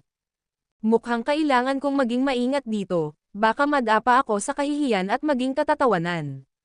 Naisip ni Jeremiah Colon sa sarili. Kuwit, lumipas ang oras segundo-segundo. Maya-maya, halos tanghali na. Ngunit ngayon, lahat ay palaipat-lipat ng tingin, dahil ang humamon, ang nagngangalang Hyuzok, ay hindi pa dumarating. Nagayos ka ng laban tapos hindi ka samipot ng maaga. Bakit ka pa nahuhuli? Anong klaseng tunggalian ba ito? Akala mo pa naman kaya mo? Tanghali na, biglang sigaw ng isang emperador sa langit. Sa wakas ay dumating na ang tanghali. Napalingon ang lahat sa platapormang bato, kay Jeremiah Colon, na nanliit ng tingin at nakatitig sa malayo. May mga taong patuloy na nagmamasid sa paligid na parang baliw. Pero, nasaan si Hyuzok? Makukumpirma ko, wala kaming nakitang bakas niya sa malapit. Malungkot na umiling si Javier Higgins. Maaari kayang isa itong uri ng patibong. O kaya'y taglay niya ang divine skills ng kanyang ama, na nagpapahintulot sa kanya na magpaparasito sa katawan ng ibang tao. Marahil ay nagtatago siya sa loob ng isang tao ngayon. Ano? Posible pala talaga yon. Nagulat ang lahat, nagpalitan sila ng tingin, pinag-iisipan kung sino ang maaaring kain na hinala. Hyuzok, bakit hindi ka magpakilala? Nakatayo ako rito. Ayaw mo bang kitilin ang buhay ko? Kung naglakas loob kang hamanin ako, bakit ayaw mong magpakita? May balak ka bang magpanggap na duwag? Galit na sigaw ni Jeremiah Colon, malinaw na iniisip na baka may nagkukubli kay Hyuzok sa malapit, ayaw magpakita. Pero walang sumagot sa mga salita ni Jeremiah Colon. Tila hindi man lang dumating si Hyuzok. Sa totoo lang, hindi nga dumating si Hyuzok, dahil pumasok siya sa altar ng Diyos. Sa simula ay balak niya itong tuklasin sandali, ang kanyang kuryosidad ay nauwi sa hindi magandang pangyayari, naligaw siya sa loob at hindi niya mahanap ang daan palabas. Tungkol naman sa tunggalian sa labas, balisa siya dahil ayaw niyang mawalan ng kredibilidad. Siya ang nagpasimula ng hamong ito, mamatay man siya o mabuhay, kailangan niya itong malampasan. Ngunit dahil sa kanyang walang ingat na kuryosidad tungkol sa altar ng Diyos, 3 araw na siyang palakad-lakad sa loob ng hindi nahahanap ang labasan. Sabik na sabik si Hyuzok. Teka, may liwanag sa unahan. Iyon siguro ang labasan. Sa wakas ay makakaalis na si Hyuzok. Matapos ang mabaliw na paghahanap at paggalagala, biglang nakita ni Hyuzok ang isang nagliliwanag na liwanag sa di kalayuan na parang isang portal. Sumugod siya patungo rito dahil sa pananabik. Pagbalik sa Flying Water Splash, lumipas na ang tanghali at 2 oras, at lahat ay nawalan ng malay mula sa gulat sa simula. Ngayon ay labis silang nenas. Anong klaseng biro ito? Nagbigay ng formal na hamon tapos hindi samipot. Wala bang integridad o kahihiyan si Hyuzok? Gusto lang tayong linlangan ng tanggang iyon, gawin tayong mga tanga. Galit na sigaw ng isang Celestial Emperor. Posible kayang inakit niya tayo rito para gumawa ng kalokohan sa ibang lugar. Tama, maaari ba itong isang paglihis? Isang huwad na harapan? Ano kaya ang layunin niya sa ganitong libangan? Napakamot naman ang iba sa ulo dahil sa pagtataka. Oo, ano nga ba ang mapapala niya sa kanluran? Mukhang nalilito ang mga tao. Sa kabila ng lahat ng kanyang pagmamayabang, dinala sila ni Hyuzok dito, ngunit tumangging magpakita. Ano ang kanyang pangunahing layunin? Bigla, isang malakas na bang ang umalangaw sa langit at lupa, na nagdulot ng malalakas na lindol na yumanig sa buong element world. Ang video na ito ay edited by Urban Storytelling. Kabanata 1507 ang dakilang itim na Diyos ng demonyo sa langit. Ano ba ang nangyari? Anong nangyayari? Saan nanggaling ang lindol? Lahat ng mga eksperto mula sa feng shui ay biglang lumipad sa kalangitan dahil sa gulat, tumingin sa lahat ng direksyon, hinahanap ang pinagmumulan ng pagyanig. Gayunpaman, ang lindol ay tumagal lamang ng 2 hininga bago ito biglang tumigil, na parang walang nangyari sa element world. Pinalawak ng mga makapangyarihang nilalang ang kanilang banal na kamalayan sa buong atmosfera ng mundo, sinusuri ang mga agos at alon nito, ngunit wala silang nakitang mali. Tila ang lindol ay isa lamang tectonic collision bilang panimula sa tunay na pagkabuo ng element world. Habang nananatili ang mga pagdududa sa mga sinaunang Diyos, isang biglaang pagbabago ang naganap. Isang ulap na kulay dugo ang gamulong mula sa malayong abot tanaw, at sa isang iglap, binalot nito ang buong kalangitan sa itaas ng fishway splash, inilubog ang kalangitan sa isang pulang ambon kung saan kahit kamay ay hindi makikita. Demonyong dugo, paano ka nang ahas? Sigaw ng Green Cloud Heavenly Emperor, at lahat ng iba pang Heavenly Emperor ay sumali. Ang kanilang mga boses ay umaalingaw-ngaw habang umaatake. Sa loob ng ambon ng dugo ay dumating ang mga alon ng kaguluhan. Ilang sandali pa, mabilis na naglaho ang ambon ng dugo, at namuo bilang anino ng isang figure na ganap na nabuo mula sa enerhiya ng dugo. Habang nagkukumpulan ang dugong figure, isang tunog ng pagbibitak at pagkabasag ang umalangaw-ngaw mula sa malayong abot tanaw. Pagkatapos ay nasaksihan ng karamihan ang paglitaw ng isang kalansay, na may matangkad na 100 zang, may hawak na matalas na palakol. Ang buong anyo nito ay puting buto, walang anumang bakas ng laman o dugo. Kasama ng kalansay na ito ang isang napakalaking nilalang na nabuo mula sa itim na hamog. May mga sungay na nakausli sa ulo nito, ang bibig nito ay nagpapakita ng mga pangil, na naglalabas ng isang aura ng purong banta.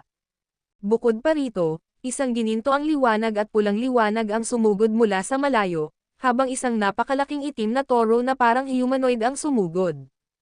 At marami pang iba, 72 sa kabuuan, bawat isa ay isang napakalaking nilalang na may iba't ibang anyo at nakapanlulumong presensya. Nagtipon na ang mga sinaunang dakilang Diyos, lalo na ang mga mahihina, na ang mga ngipin ay nanginginig na ngayon sa takot. Mga sinaunang demonyo iyon. Sila ang mga sinaunang dakilang Diyos, ngunit ang mga darating ngayon ay ang mga tunay na Diyos ng mga demonyo ng sinaunang panahon. Mga demonyong kalungguhitan, mga demonyong dugo, mga demonyong kaluluwa, mga demonyong toro, mga demonyong santo, mga amos na santo, mga ninuno ng puso, mga iskolar na may matang asul, mga berdeng palaka na may 3 mata, lahat sila ay narito. Ang mga sinaunang demonyo, na matagal nang nawala sa mundo, ay bumalik na. Walang tigil. Gayunpaman, ang kanilang pagdating ay hindi agad nagpasiklab ng labanan. Walang nagsalita, ngunit lahat sila ay nagsimulang umawit ng sunod-sunod na hindi maintindihang mga orasayon, na parang may tinatawag. Boom! Isang malakas na pagsabog ang tumusok sa kawalan. Bigla, 2 napakalaking kamay ang lumabas mula sa kawalan, pinunit ito ng may napakalaking puwersa, at isang figure ang lumabas. Ang figurang ito ay may kamukha ng isang tao. Bukod sa kanilang napakalaking tangkad, walang malinaw na palatandaan ng isang Diyos ng demonyo sa kanila. Siya ay isang lalaking nasa katanghaliang gulang na may itim na mukha, itim na balbas, itim na buhok, itim na roba, at itim na mga mata. Ang kanyang itim na roba ay pinalamutian ng hindi mabilang na itim na laso na pumipilipot sa kanya na parang mga galame.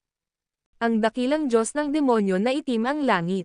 Ang sama-samang pagsinghap ng mga sinaunang Diyos ay nagpakita ng matinding pagkabigla. Ang figurang ito ay walang iba kundi ang pinakamabangis at pinakakilalang demonyo sa mga sinaunang demonyo. Binanggit sa mga alamat ang kanyang kakayahang hatiin ang kanyang sarili sa hindi mabilang na mga anyo, na pumapasok sa lahat ng antas upang kunin ang pinakamadilim na enerhiya.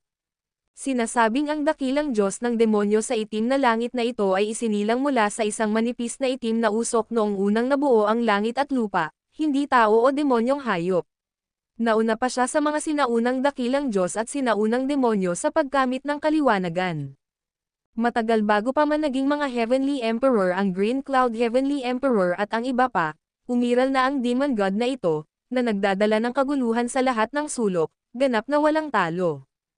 Oo, walang talo. Noong sinaunang panahong iyon, walang sino man ang makakalaban sa kanya. Gayunpaman, sa paglipas ng panahon, ang dakilang Diyos ng demonyo ng itim na langit ay kusang naglaho. Sa kanyang pag-alis, unti-unting lumipas ang panahon, na nagbigay daan para sa paglitaw ng mga figure tulad ng demonyo ng dugo, demonyo ng kalansay, ninuno ng puso, at iba pa upang ipagpatuloy ang landas ng demonyo.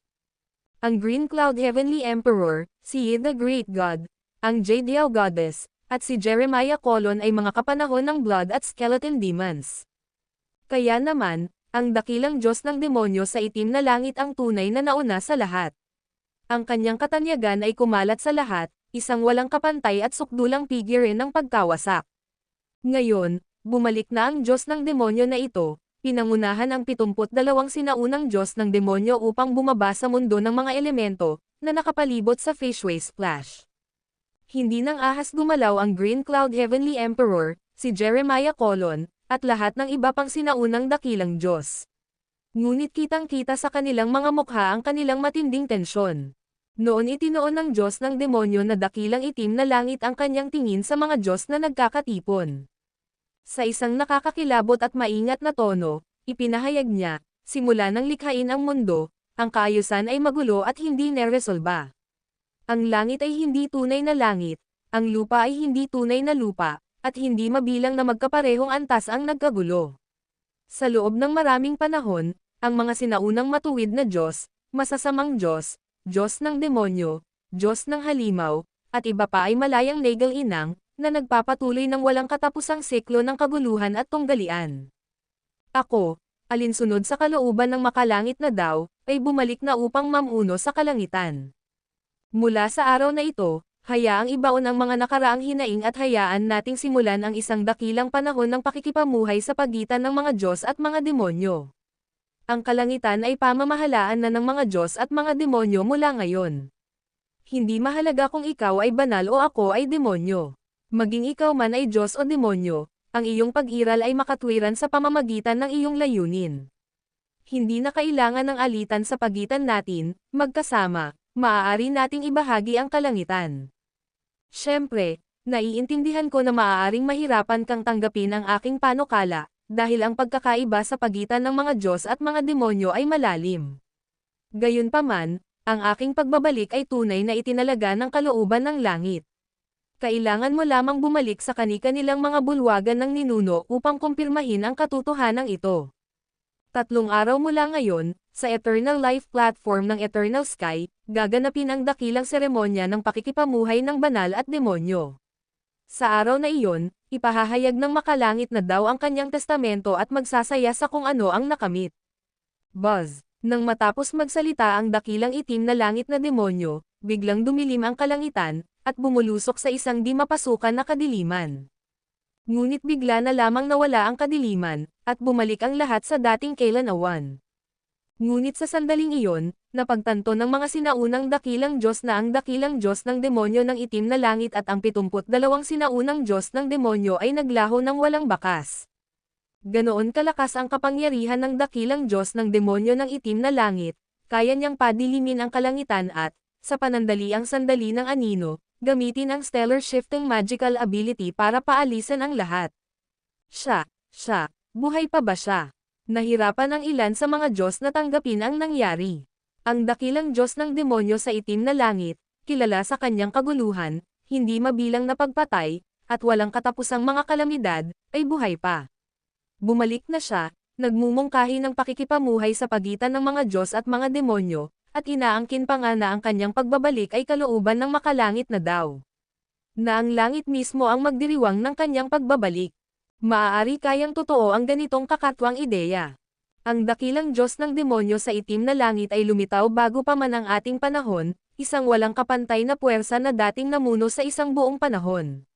Diyos man o demonyo, ang panahong iyon ay nasa kanya upang pamunuan, lahat ng may kamalayang nilalang ay nasa ilalim ng kanyang nasasakupan. Ang boses ay nagmula sa walang iba kundi sa Diyosa ni Jadiel. Dahil nakita niya ang Diyos ng demonyo noong kanyang kabataan, ang kanyang mga alaala ay hindi mabubura. Ano na ang gagawin natin ngayon? Magkakasamang nabubuhay ang mga Diyos at demonyo. Malinaw na plano niyang sakupin ang Eternal Sky, at dalhin ang mga Diyos ng demonyo upang mamuno sa loob ng kabanalan nito, kinakabahang sabi ng isang tao. Hindi ba't sinabi niya na ang mga bulwagan ng ating mga ninuno ay magbubunyag ng kaliwanagan? Bumalik tayo para tingnan. Oo, tara na at tingnan natin. Ang mga sinaunang emperador at santo sa langit ay may kanya-kanyang sagradong bulwagan ng pagsamba, kung saan ang kanilang lahi at mga turo ay naingatan ng kanilang mga tagapagturo ng mga ninuno. Lipat na tayo, bilis. Galaw, galaw. Ang buong grupo ay nagtakbuhan ng padabog, nabighani sa laki ng pangyayari. Tila ang kalangitan ay nasa bingit ng napakalaking pagbabago. Ang video na ito ay edited by Urban Storytelling. Kabanata 1508 nagkaisa ang siyam na kaharian. Sa loob ng Longevity Heaven, si Jeremiah Colon, ang Heavenly Emperor, ay mayroong isang dambana na mahigpit na nagbabawal sa sino man na pumasok. Ang iba pang mga Heavenly Emperor ay mayroon ding mga katulad na dambana o mga nakatagong silid. Dambana man o nakatagong silid, ang tunay nilang kinalalagyan ay mga tapyas na nag-aalaala sa kanilang mga nauna. Bagamat sila ay mga sinaunang dakilang Diyos, mga nilalang nakapantay ng kalangitan, ang kanilang mga kasanayan at banal na kasanayan ay hindi likas. Maging ang kanilang mga turo sa Tao ay naipasa ng iba. Ang tableta ni Jeremiah Colon ay pinangalanang Three Puritized Tao Ancestor, habang ang tableta naman ng pamilya ng emperador ng Central Asher Cloud ay tinawag na Bryden Vance Tao Ancestor.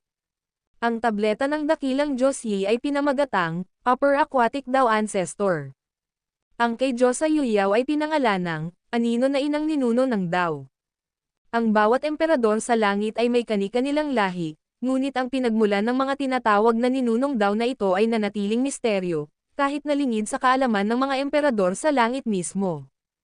Gayunpaman, ang alam ng mga emperador sa langit ay nauna ang mga ninuno ng Tao sa mga sinaunang Diyos at demonyo at nalampasan ang kanilang kapangyarihan. Noong sinaunang panahon, ang mga ninunong Tao na ito ay sandaling lumitaw sa bukang liwayway ng langit at lupa, ibinahagi ang kanilang mga turo at kaalaman sa Tao bago tuluyang naglaho ng walang bakas. Sa panahong iyon, ang kasalukuyang mga emperador sa langit ay mga bata pa, may mga malabong alaala ng mga sinaunang gurong iyon. Ang kanilang mga tinig ay nangangaral mula sa mga altar, nagbubunyag ng mga katotohanan ng mortal na kaharian, at nagbabahagi ng mga batas ng cosmos. Ang panahong iyon din ang nagmarka sa panahon ng daang paaralan ng kaisipan, kung saan ang magkakaibang ideolohiya ay nagbanggaan at umunlad. Ngunit pagkatapos maipasa ang kanilang mga turo, ang mga ninunong Tao ay bigla na lamang naglaho. Ang kanilang pagkawala ay naghatid ng isang panahon ng kawalan, kung saan lumitaw ang mga individual na paghahari. Ang mga figure tulad ng sinaunang Diyos ng demonyong Abyssal ay kabilang sa mga huling pinuno sa pagkakasunod-sunod na ito. Sandali siyang sumugod sa hindi mabilang na kalangitan bago rin naglaho. Pagkatapos ng hindi mabilang na panahon, sa wakas ay nagsimula ang panahon ng mga bayani, isang panahon kung kailan lumitaw ang mga emperador sa langit, kung kailan nangingibabaw ang mga kampyon, at ang pamana na ito ay nanatili hanggang sa kasalukuyan. Bumalik si Jeremiah Colon sa kanyang dambana, at pagkapasok niya sa loob, hindi mapigil ang kumaibot ang kanyang mga talukap. Sa harap ng mesa ng handog ng dambana, sa harap ng larawan, ay isang kumikinang na inscription ng mga nagniningning na karakter. Pagkakaisa ng Diyos at demonyo, walang hanggang kaligayahan, pinaikling siyam na tore, ang langit ay nagbabalik sa isa. Sandaling natigilan si Jeremiah Colon nang makita ang 14 na salitang ito ngunit agad din niyang naunawaan ang kahulugan ng mga ito. Agad siyang lumuhad at magalang na ipinahayag ang kanyang katapatan sa utos ng ninunong Tao. Ang 5 dakilang emperador, si Diyosa Yuyaw, ang dakilang Diyos Yi, bawat isa, pagbalik sa kani-kanilang mga dambana, ay nakakita ng parehong larawan at ng magkakatulad na 14 na salita, pagkakaisa ng Diyos at demonyo, walang hanggang kaligayahan, pinaikling siyam na tore, ang langit ay nagbabalik sa isa. Ang mga inskripsyong ito ang ginamit ng kanilang mga ninunong guro upang maihatid ang kanilang mga banal na sulat. Tandaan, ang mga gurong ito ay naglaho ng walang bakas, walang iniwang ebidensya ng kanilang kaligtasan o pag-iral. Ngunit ngayon, sa paglitaw ng 14 na salitang, pagkakaisa ng Diyos at demonyo, walang hanggang kaligayahan, pinaikling siyam na tore, ang langit ay nagbabalik sa isa, naging malinaw sa mga emperador sa langit na ang kanilang mga guro ay nabubuhay pa rin, patuloy na nagpupursige, at sa unang pagkakataon ay ipinagkatiwala sa kanila ang isang mahalagang misyon. Pinaikling siyam na tore, bumalik ang langit sa isa. Ang siyam na tore na ito ay tumutukoy sa siyam na altar, tig-isa sa Heavenly Realm, Element World, at Cosmic Realm, na sumasaklaw sa siyam na kataas-taasang antas, na pawang naglalaman ng magkakaparehong altar. Ang direktiba mula sa kanilang mga ninunong guro ay para sa kanila na pag-isahin ang siyam na tore sa isa, pagsasanib at pagpino. Bagamat hindi nila naintindihan ang mga detalye o ang proseso para sa pagsasanib, mapagkumbaba silang sumunod. Quote. Pagkalipas ng 3 araw, sa loob ng Longevity Heaven, sa Eternal Life Stage. 3 araw bago nito, nang lumitaw ang sinaunang Diyos ng demonyong Abyssal at ang mga banal na salita ay naipakita sa bawat dambana ng Emperador sa langit at santo, ang mga sinaunang Diyos, sinaunang mga demonyo, at hindi mabilang na iba pa ay nagsimulang magtipon patungo sa Eternal Life Stage. Kabilang dito ang mga figure mula sa Heavenly Realm at iba pang planar domain, ang 5 dakilang Diyos, ang 36 na Celestial Guardian, ang 72 demonyo sa lupa, ang sinaunang 72 demonyong Diyos, ang mga Diyos ng mga ninuno na wizard, at halos bawat bayani at magiting mula sa lahat ng direksyon. Ito ay isang malaking kongregasyon ng mga sinaunang Diyos, lahat ay naroroon at nanggabilang. Maging ang 8 dakilang pamilya ng 8 patriarka ng kaharian sa langit ay dumalo, dahil minana rin nila ang mga turo ng Dao at natanggap ang mandato ng mga ninuno ng Dao. Ang Eternal Life Stage ay naging isang walang kapantay na eksena ng pagkakaisa, na nagsama-sama sa lahat ng mga Diyos at demonyo sa unang pagkakataon sa kasaysayan. Nagsimula ang komperensya sa gitna ng pagtitipon ng mga banal at demonyong puwersa at ginanap sa likod ng mga nakasarang pinto, pinangunahan ng sinaunang Diyos ng demonyong Abyssal. Hindi isiniwalat sa publiko ang partikular na paksa ng komperensya, dahil tanging ang mga kataas-taasang nilalang o tagapagmana ng mga lahing Dao lamang ang pinapayagang dumalo. Ang mga nakabababang disipulo o mga entidad sa Antas Monarca ay hindi pinayagang makapasok. Ang pagpupulong ay tumagal ng 18 araw, at pagkatapos nito ay pumasok sa kaharian ng langit ang pamunuan ng mga Diyos at demonyo, sa pangunguna ng sinaunang Diyos ng demonyong Abyssal.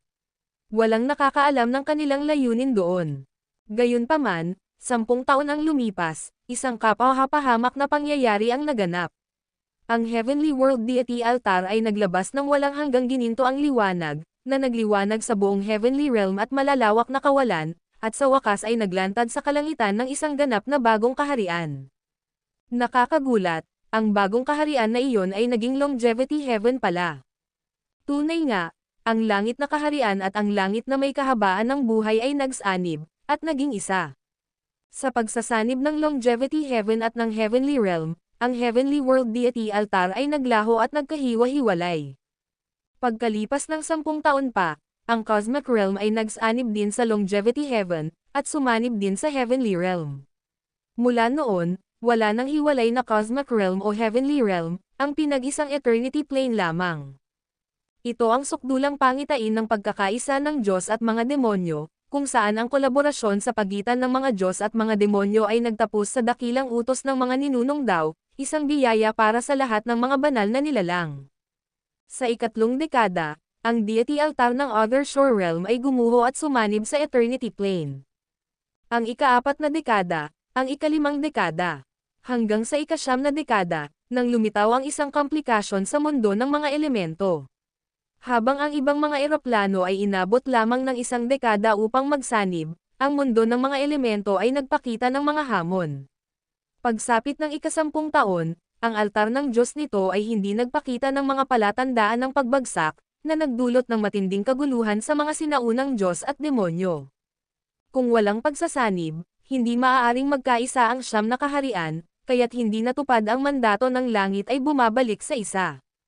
Bagamat 8 kaharian ang nagkaisa na sa isang malawak at mayaman sa enerhiyang Eternity Plane, ang kawalan ng Element World ay nangangahulugan ng kawalan ng mahalagang hininga at kawalan ng kakayahang makamit ang ganap na integrasyon.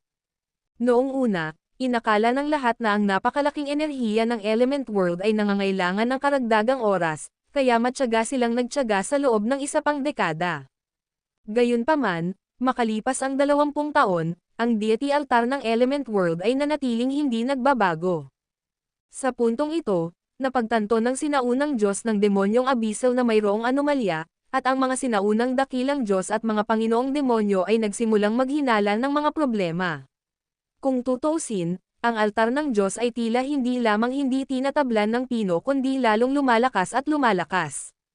Lahat ay mag-ambag ng 10 patak ng essence blood ng puso upang pinuhin ito sa pamamagitan ng blood sacrifice refining.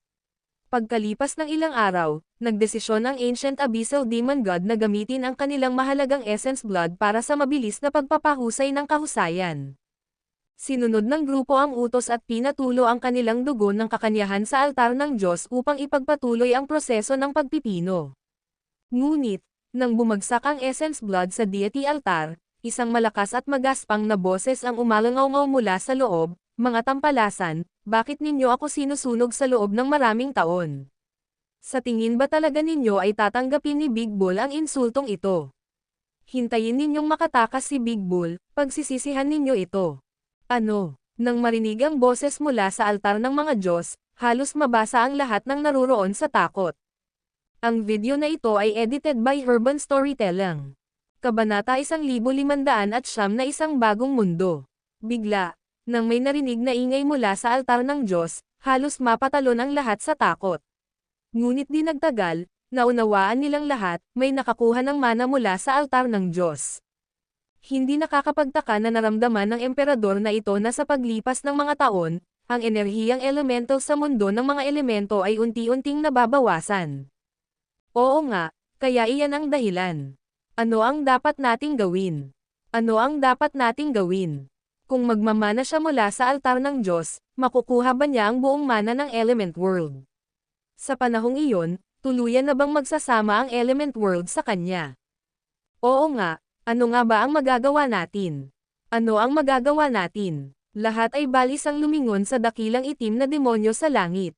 Gayunpaman, sa mismong sandaling ito, ang dakilang itim na demonyo sa langit ay mas balisa kaysa kaninuman.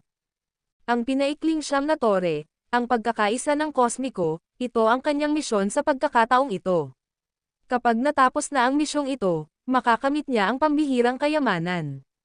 Kapag pinagsama-sama na ang siyam na tore, saka lamang sila makakabuo ng isang bagong kataas-taasang kaharian.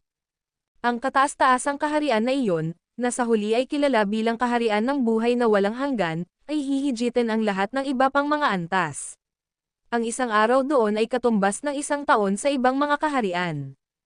Bukod dito, sa pamamagitan lamang ng pag-iisa ng siyam na tore makakabalik ang mga sinaunang sage. Nagningning ng matindi ang mga mata ng dakilang itim na demonyo sa langit.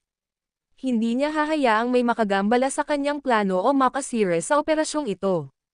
Lahat, sandali lang habang kinakausap ko ang mga dakilang ninuno ng daw ng kalangitan.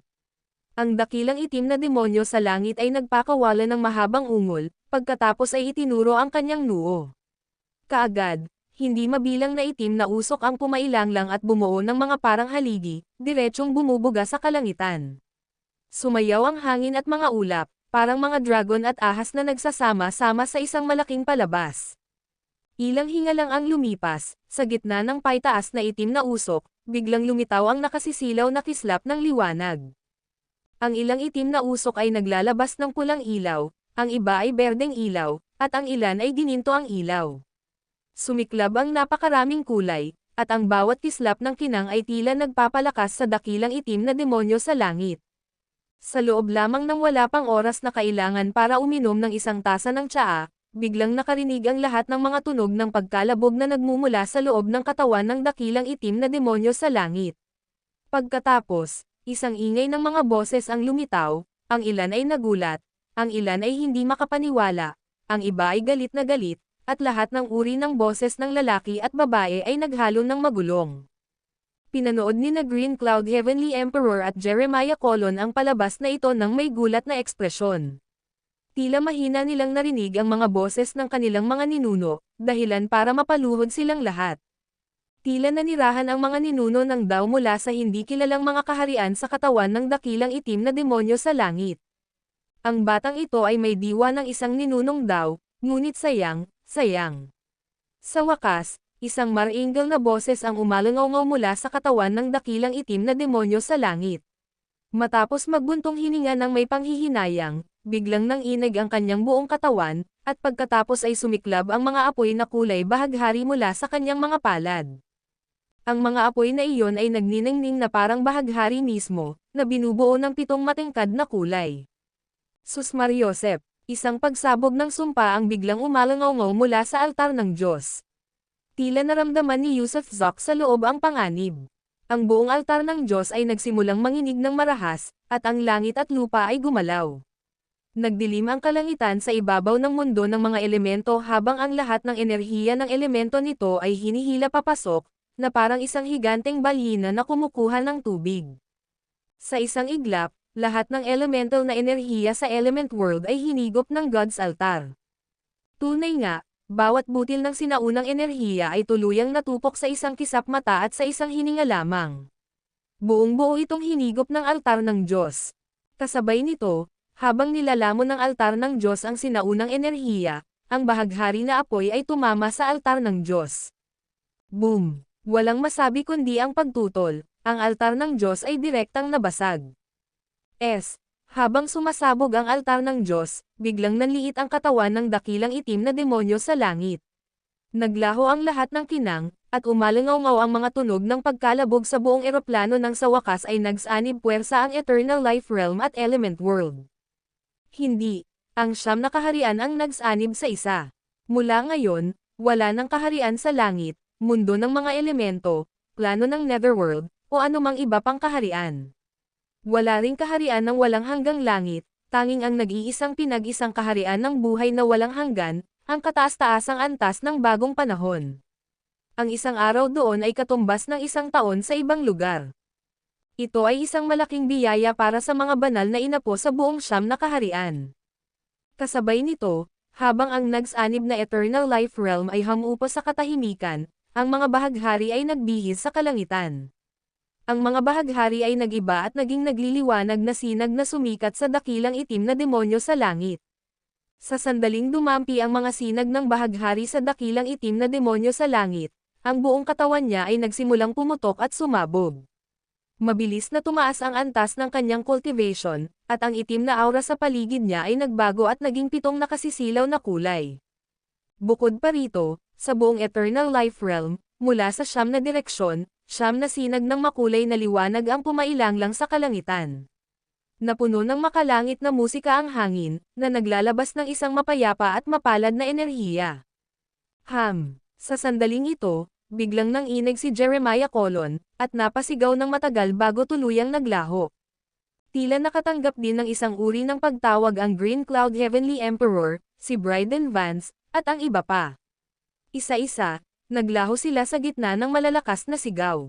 Habang sila ay naglalaho, marami pang iba, halimbawa, mga santo, ang sumulong sa Heavenly Emperor Realm, habang ang mga nasa loob ng Heavenly Emperor Realm ay agad na nakarating sa tugatog nito. Sa pagsasanib ng 9 na kaharian, hindi lamang ang dakilang itim na demonyo sa langit ang nakinabang, kundi pati na rin ang lahat ng sangkot sa proseso ay humani ng napakalaking gantimpala. Ang mga santo ay naging mga emperador, at ang mga emperador ay lalong lumakas. Ilang sandali pa, ang dakilang itim na demonyo sa langit na lamang ang natitira. Sumulyap siya sa lugar kung saan nawala ang altar ng Diyos, habang nakakunot ang noo. Nakaramdam siya ng kakaibang sensasyon, isang pakiramdam na ang nilalang sa loob ay hindi patunay na namatay, lalo na't ang elemental na enerhiya na natupok ng altar ng Diyos ay hindi pa nawawala ng sumabog ito. Patay ka man o hindi, nakamit na ng Diyos ng demonyo na ito ang sukdulang landas ng ninuno ng Dao at maaari na ngayong magbukas ng mga bagong Dao domain at magtipon ng mga disipulo. Kasabay ng isang malamig na pagsinghot, tumalikod at umalis ang dakilang itim na demonyo sa langit. Ang nagkakaisang Eternal Life Realm ay hindi masukat ang lawak, at maging ang mga katutubong naninirahan ay nakinabang ng malaki. Ang kanilang pagtatanim dito sa loob ng isang araw ngayon ay katumbas ng dating kinailangan ng isang taon noon. Buhay na walang hanggang kasaganaan, maaari na silang tunay na mabuhay ng walang hanggan sa kaharian ng buhay na walang hanggan.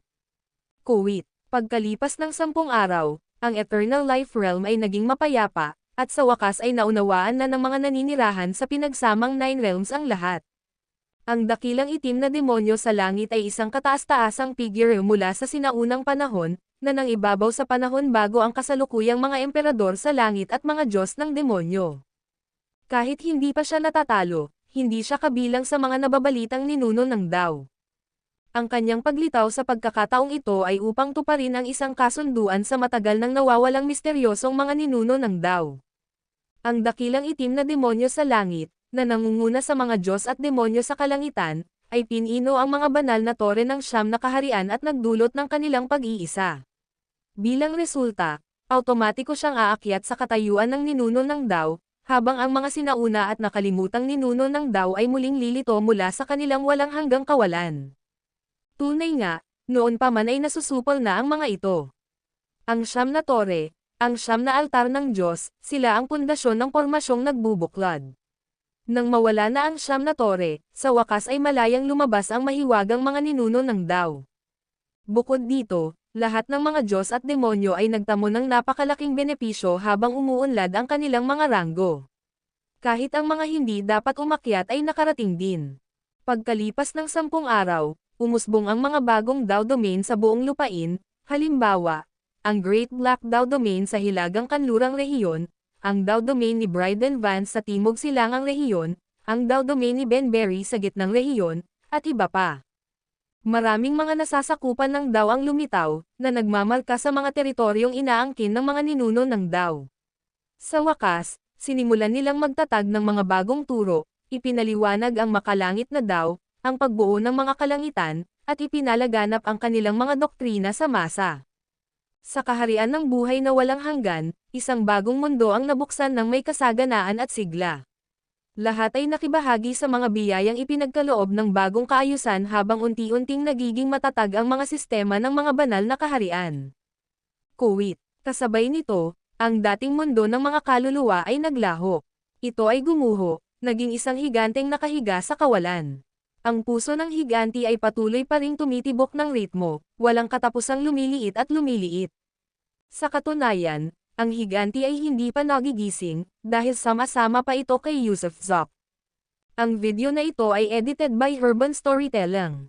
Kabanata 1510 Puso ng Higanteng Espiritu. Tulad ng sinasabi nila, ang isang araw sa mga bundok ay lumilipos na parang 1,000 taon sa mundo. Sa Eternal Life Realm, 1 siglo ang maaaring lumipas sa isang kisap mata, habang sa ibang antas, 10,000 taon na ang lumipas. Sa loob ng 10,000 taon na ito, napakaraming bagay ang nangyari, kaya't maging ang Eternal Life Realm mismo ay nagbago mula sa orihinal nitong katahimikan patungo sa isang bagong estado ng tunggalian. Hindi naging maayos ang pagsasama ng mga Diyos at demonyo. Noong una, pinakitunguhan nila ang isa't isa ng may pagpapakumbaba at paggalang, ngunit sa paglipas ng panahon, ang pagbubunyag ng kalikasan ng tao, kalikasan ng Diyos, at kalikasan ng demonyo ay humantong sa walang humpay na pagdanak ng dugo at brutal na tunggalian sa kaharian ng buhay na walang hanggan. Kuwit. Pagkalipas ng 10,000 taon, ang dating malawak na mundo ng mga kaluluwa ay lumiit at naging iisang figure ng tao, at naging anyong tao. Dahan-daang iminulat ni Yusuf Zok ang kanyang malabong mga mata, pakiramdam niya ay nanaginip siya ng isang napakatagal na panaginip. Sa kanyang panaginip, nakita niya ang isang hindi maisip na napakalaki at matayog na higanti na naglalakad sa isang walang hanggang mundo ng kaguluhan na walang langit o lupa. Sa isang hindi inaasahang sandali, pagkatapos ng walang katapusang pagtakbo, biglang huminto ang higanti at humiga. Pagkatapos, nagsimulang magbago ang kanyang katawan.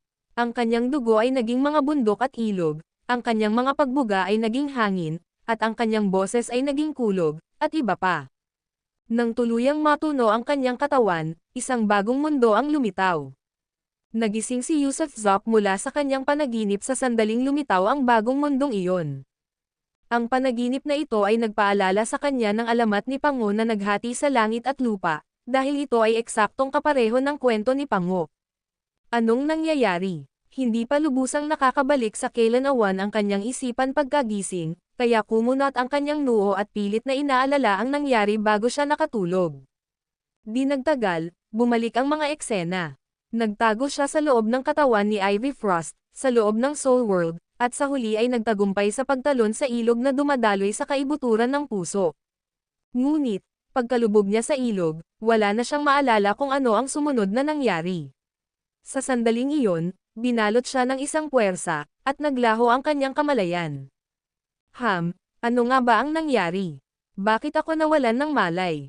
At nasaan ako ngayon? Mariin na hinimas ni Yusef ang kanyang mukha, pagkatapos ay tumayo. Sa sandaling ito, natagpuan niya ang kanyang sarili sa isang mundo ng kabuluhan, isang mundong walang langit, walang lupa, walang hangin, walang ulap, walang anumang umiiral. May mali, napakasama. Pagkatayo niya, bigla siyang natauhan, mali pala ito dahil wala na ang kanyang mud sea, wala na ang kanyang cultivation, at wala na rin ang giant spirit sapling. Tama, wala na ang dagat putik, wala na ang Pildores ng putik, at wala na rin ang Panla. Wala na ang lahat ng dati niyang cultivation. Hindi na siya isang intermediate god sovereign, wala na siyang anumang antas ng cultivation. Nagpatindig ng balahibo si Yusef sa realisasyong iyon, at agad niyang ginamit ang kanyang banal na kamalayan upang suriin ang sarili niyang katawan. Mali pa rin. Sa sandaling ginamit niya ang kanyang banal na kamalayan, may ibang bagay na mali ang naramdaman niya, wala na rin ito roon. Sa halip, lumitaw ang isa pang uri ng intuition, isa na nagmula at ipinadala mula sa kanyang puso, ito ay ang kamalayan sa puso. Sandali siyang natigilan, pagkatapos ay ipinikit ang kanyang mga mata at ginamit ang kamalayan sa puso upang silipin ang kanyang sarili. Sa sandaling ginamit niya ang kamalayan sa puso upang pagmasdan ang kanyang katawan, ang kanyang buong pagkatao ay tinamaan ng panginginig, at ang kanyang mukha ay napuno ng hindi makapaniwalang pagkamangha. Ang kanyang mud sea, mud peel, cultivation, at ang supling ay tunay na nawala. Walang nakikitang pagbabago sa kanyang katawan, at maging ang mga golden pearl ay nanatili, na may humigit kumulang 25 sa mga ito ay hindi pa nabubuksan. Gayunpaman, ang tanging kapansin-pansing pagbabago ay sa kanyang puso. Nang gamitin niya ang kamalayan sa puso para sa pagsusuri sa sarili, nagulat siya nang matuklasan na ang kanyang puso ay kapansin-pansing lumaki, ang kulay nito ay nagsisilaw sa 7 kulay ng iridescent na liwanag, at ang pulso nito ay napakabagal na halos hindi ito tumibok. Walang duda, sa buong panahon ng kanyang panloob na pagmamasid, isang beses lamang tumibok ang kanyang puso. Ang pusong may 7 kulay. Huminga ng malalim si Yusef Zok at bahagyang ipinikit ang kanyang mga mata. Ang Soul World ay sa panimula ay isang napakalaking puso, at dahil mayroon siyang isang giant spirit seed, sa sandaling sumisid siya sa daluyan ng dugo ng puso, tiyak na minana niya ang pamana ng puso. Sa isang iglap, ang 7 butas ni Yusef ay nagliwanag. Agad niyang naunawaan na maging ang higanteng espiritong saplang ay tuluyang nagsanib sa kanyang puso. Pero, saan napunta ang lakas niya? Ano ang nangyari sa kapangyarihan ng giant spirit na dating dumadaloy sa kanyang mga meridian at katawan? Ano ang kasalukuyang antas ng kanyang cultivation? At gaano na siya katagal nakatulog? Habang tumatakbo sa isip ni Yusef ang mga kaisipang ito, agad niyang tinawagan si Ivy Frost sa loob ng Blue Sea at Cloud Sky, gaano na ako katagal nakatulog? Guro, napasigaw si Ivy Frost sa tuwa nang marinig ang boses ni Yusef bago sumigaw bilang tugon, 10,000 taon. 10,000 taon. Isang buong 10,000 taon. 10,000 taon. Pagkabanggit sa figure, biglang kumirat ang puso ni Yusef na may 7 kulay. Paano naman naging ganito katagal? Bulalas ni Yusef, nanginginig ang kanyang balat sa gulat. 10,000 taon. Ilang bagay na ang hindi niya nalagpasan sa panahong iyon.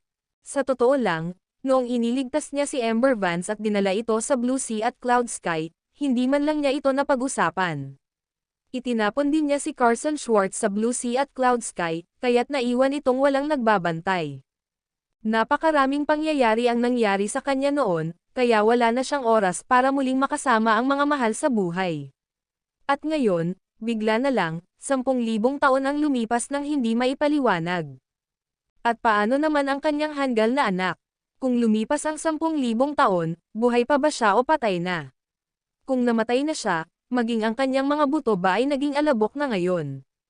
Sa loob ng dagat na asol at langit na may ulap, lahat ay nasa labis na pagkataranta nang marinig ang boses ni Yusef. Sa totoo lang, sa loob ng 10,000 taon na ito, tiniis din nila ang matinding kawalan ng katiyakan, paulit-ulit na sinubukan ang lahat ng paraan na maiisip nila upang makipag-ugnayan sa kanya ngunit walang nangyari. Natatakot sila na may nangyaring masama sa kanya. Ngunit ngayon, nang marinig muli ang boses ni Yusef, tiyak na nangangahulugan ito na siya ay buhay, ang kanilang asawa, ang kanilang lalaki, ang kanilang langit ay buhay pa rin. Hintayin mo ako, kakagising ko lang, binawi ni Yusef ang kanyang kamalayan sa puso at ipinagpatuloy ang pagsusuri sa kanyang katawan. Kailangan niyang mabawi ang kanyang nawalang lakas. 25 hindi pa nabubuksang gininto ang perlas ang natitira, ibig sabihin ay nabuksan na niya ang 75 sa mga ito. Wala na ang Mud Sea at Mud Pill, at naglaho na rin ang kapangyarihan ng Giant Spirit sa kanyang mga ugat. Kung wala ang Mud Sea, naglaho na rin ang lahat ng iba pa niyang kakayahan. Tila ang kasalukuyan niyang katawan ngayon ay tanging lakas na galing sa purple blood beads lamang ang taglay niya. Teka, magagamit ko pa rin ba ang divine skills ko? Pinitik ni Yusef ang pulso niya, at biglang lumawak ang mga daliri niya. Hwa, naging materyal ang kamay ng kataas-taasang langit, at kasabay ng panginginig ng kamay, lumitaw ang latigo ng enerhiya. Nang muling manginig ang latigo ng enerhiya, lumitaw ang kamay ng pagkalante at kasaganaan, kasunod ang malalakas na hangin, maitim na ulap, mga bagyo, at marami pang iba. Nanatiling buo at ganap na gumagana ang lahat ng kanyang divine skills. Gumagana ang mga ito gaya ng dati, hindi nagpapakita ng anumang panghihina o anumang hindi inaasahang pagpapahusay, halos pareho lang ang mga ito. Gayunpaman, ang kapangyarihan ng higanteng espiritu ay hindi matagpuan kahit saan. Imposibleng mawala ito. Matapos magsanib sa puso, dapat sana'y mas lumakas ang kapangyarihan ng aking giant spirit, hindi hangina, walang paraan para basta na lang itong mawala. May mali siguro. Pinilit ni Yusef na kumalma. Sa sandaling ito, itinuturing niyang hindi gaanong mahalaga ang kanyang natitirang divine techniques, dahil hanggat taglay niya ang kapangyarihan ng giant spirit, kaya niyang durugan ang lahat. Ang pagkawala ng kahit ano paman ay matiis, ngunit hindi iyon ang nangyari. Tinipon niya ang kanyang isipan, maingat na nagmumuni-muni habang paulit-ulit na ginagamit ang kamalayan sa puso upang galugarin ang kanyang katawan. Ilang sandali pa, ang kanyang kamalayan sa puso ay nakatuon sa kanyang 7 kulay na puso, at ang kanyang mga mata ay lalong lumiwanag. Ang tanging pagbabago sa kanyang katawan ay nasa kanyang puso, kaya, ang misteryo ay tiyak na konektado sa pusong ito. Lakas, kapangyarihan, sinimulan niyang idirekta ang kanyang kamalayan sa puso patungo sa puso, sinusubukang ilabas ang lakas na nakatago sa loob nito.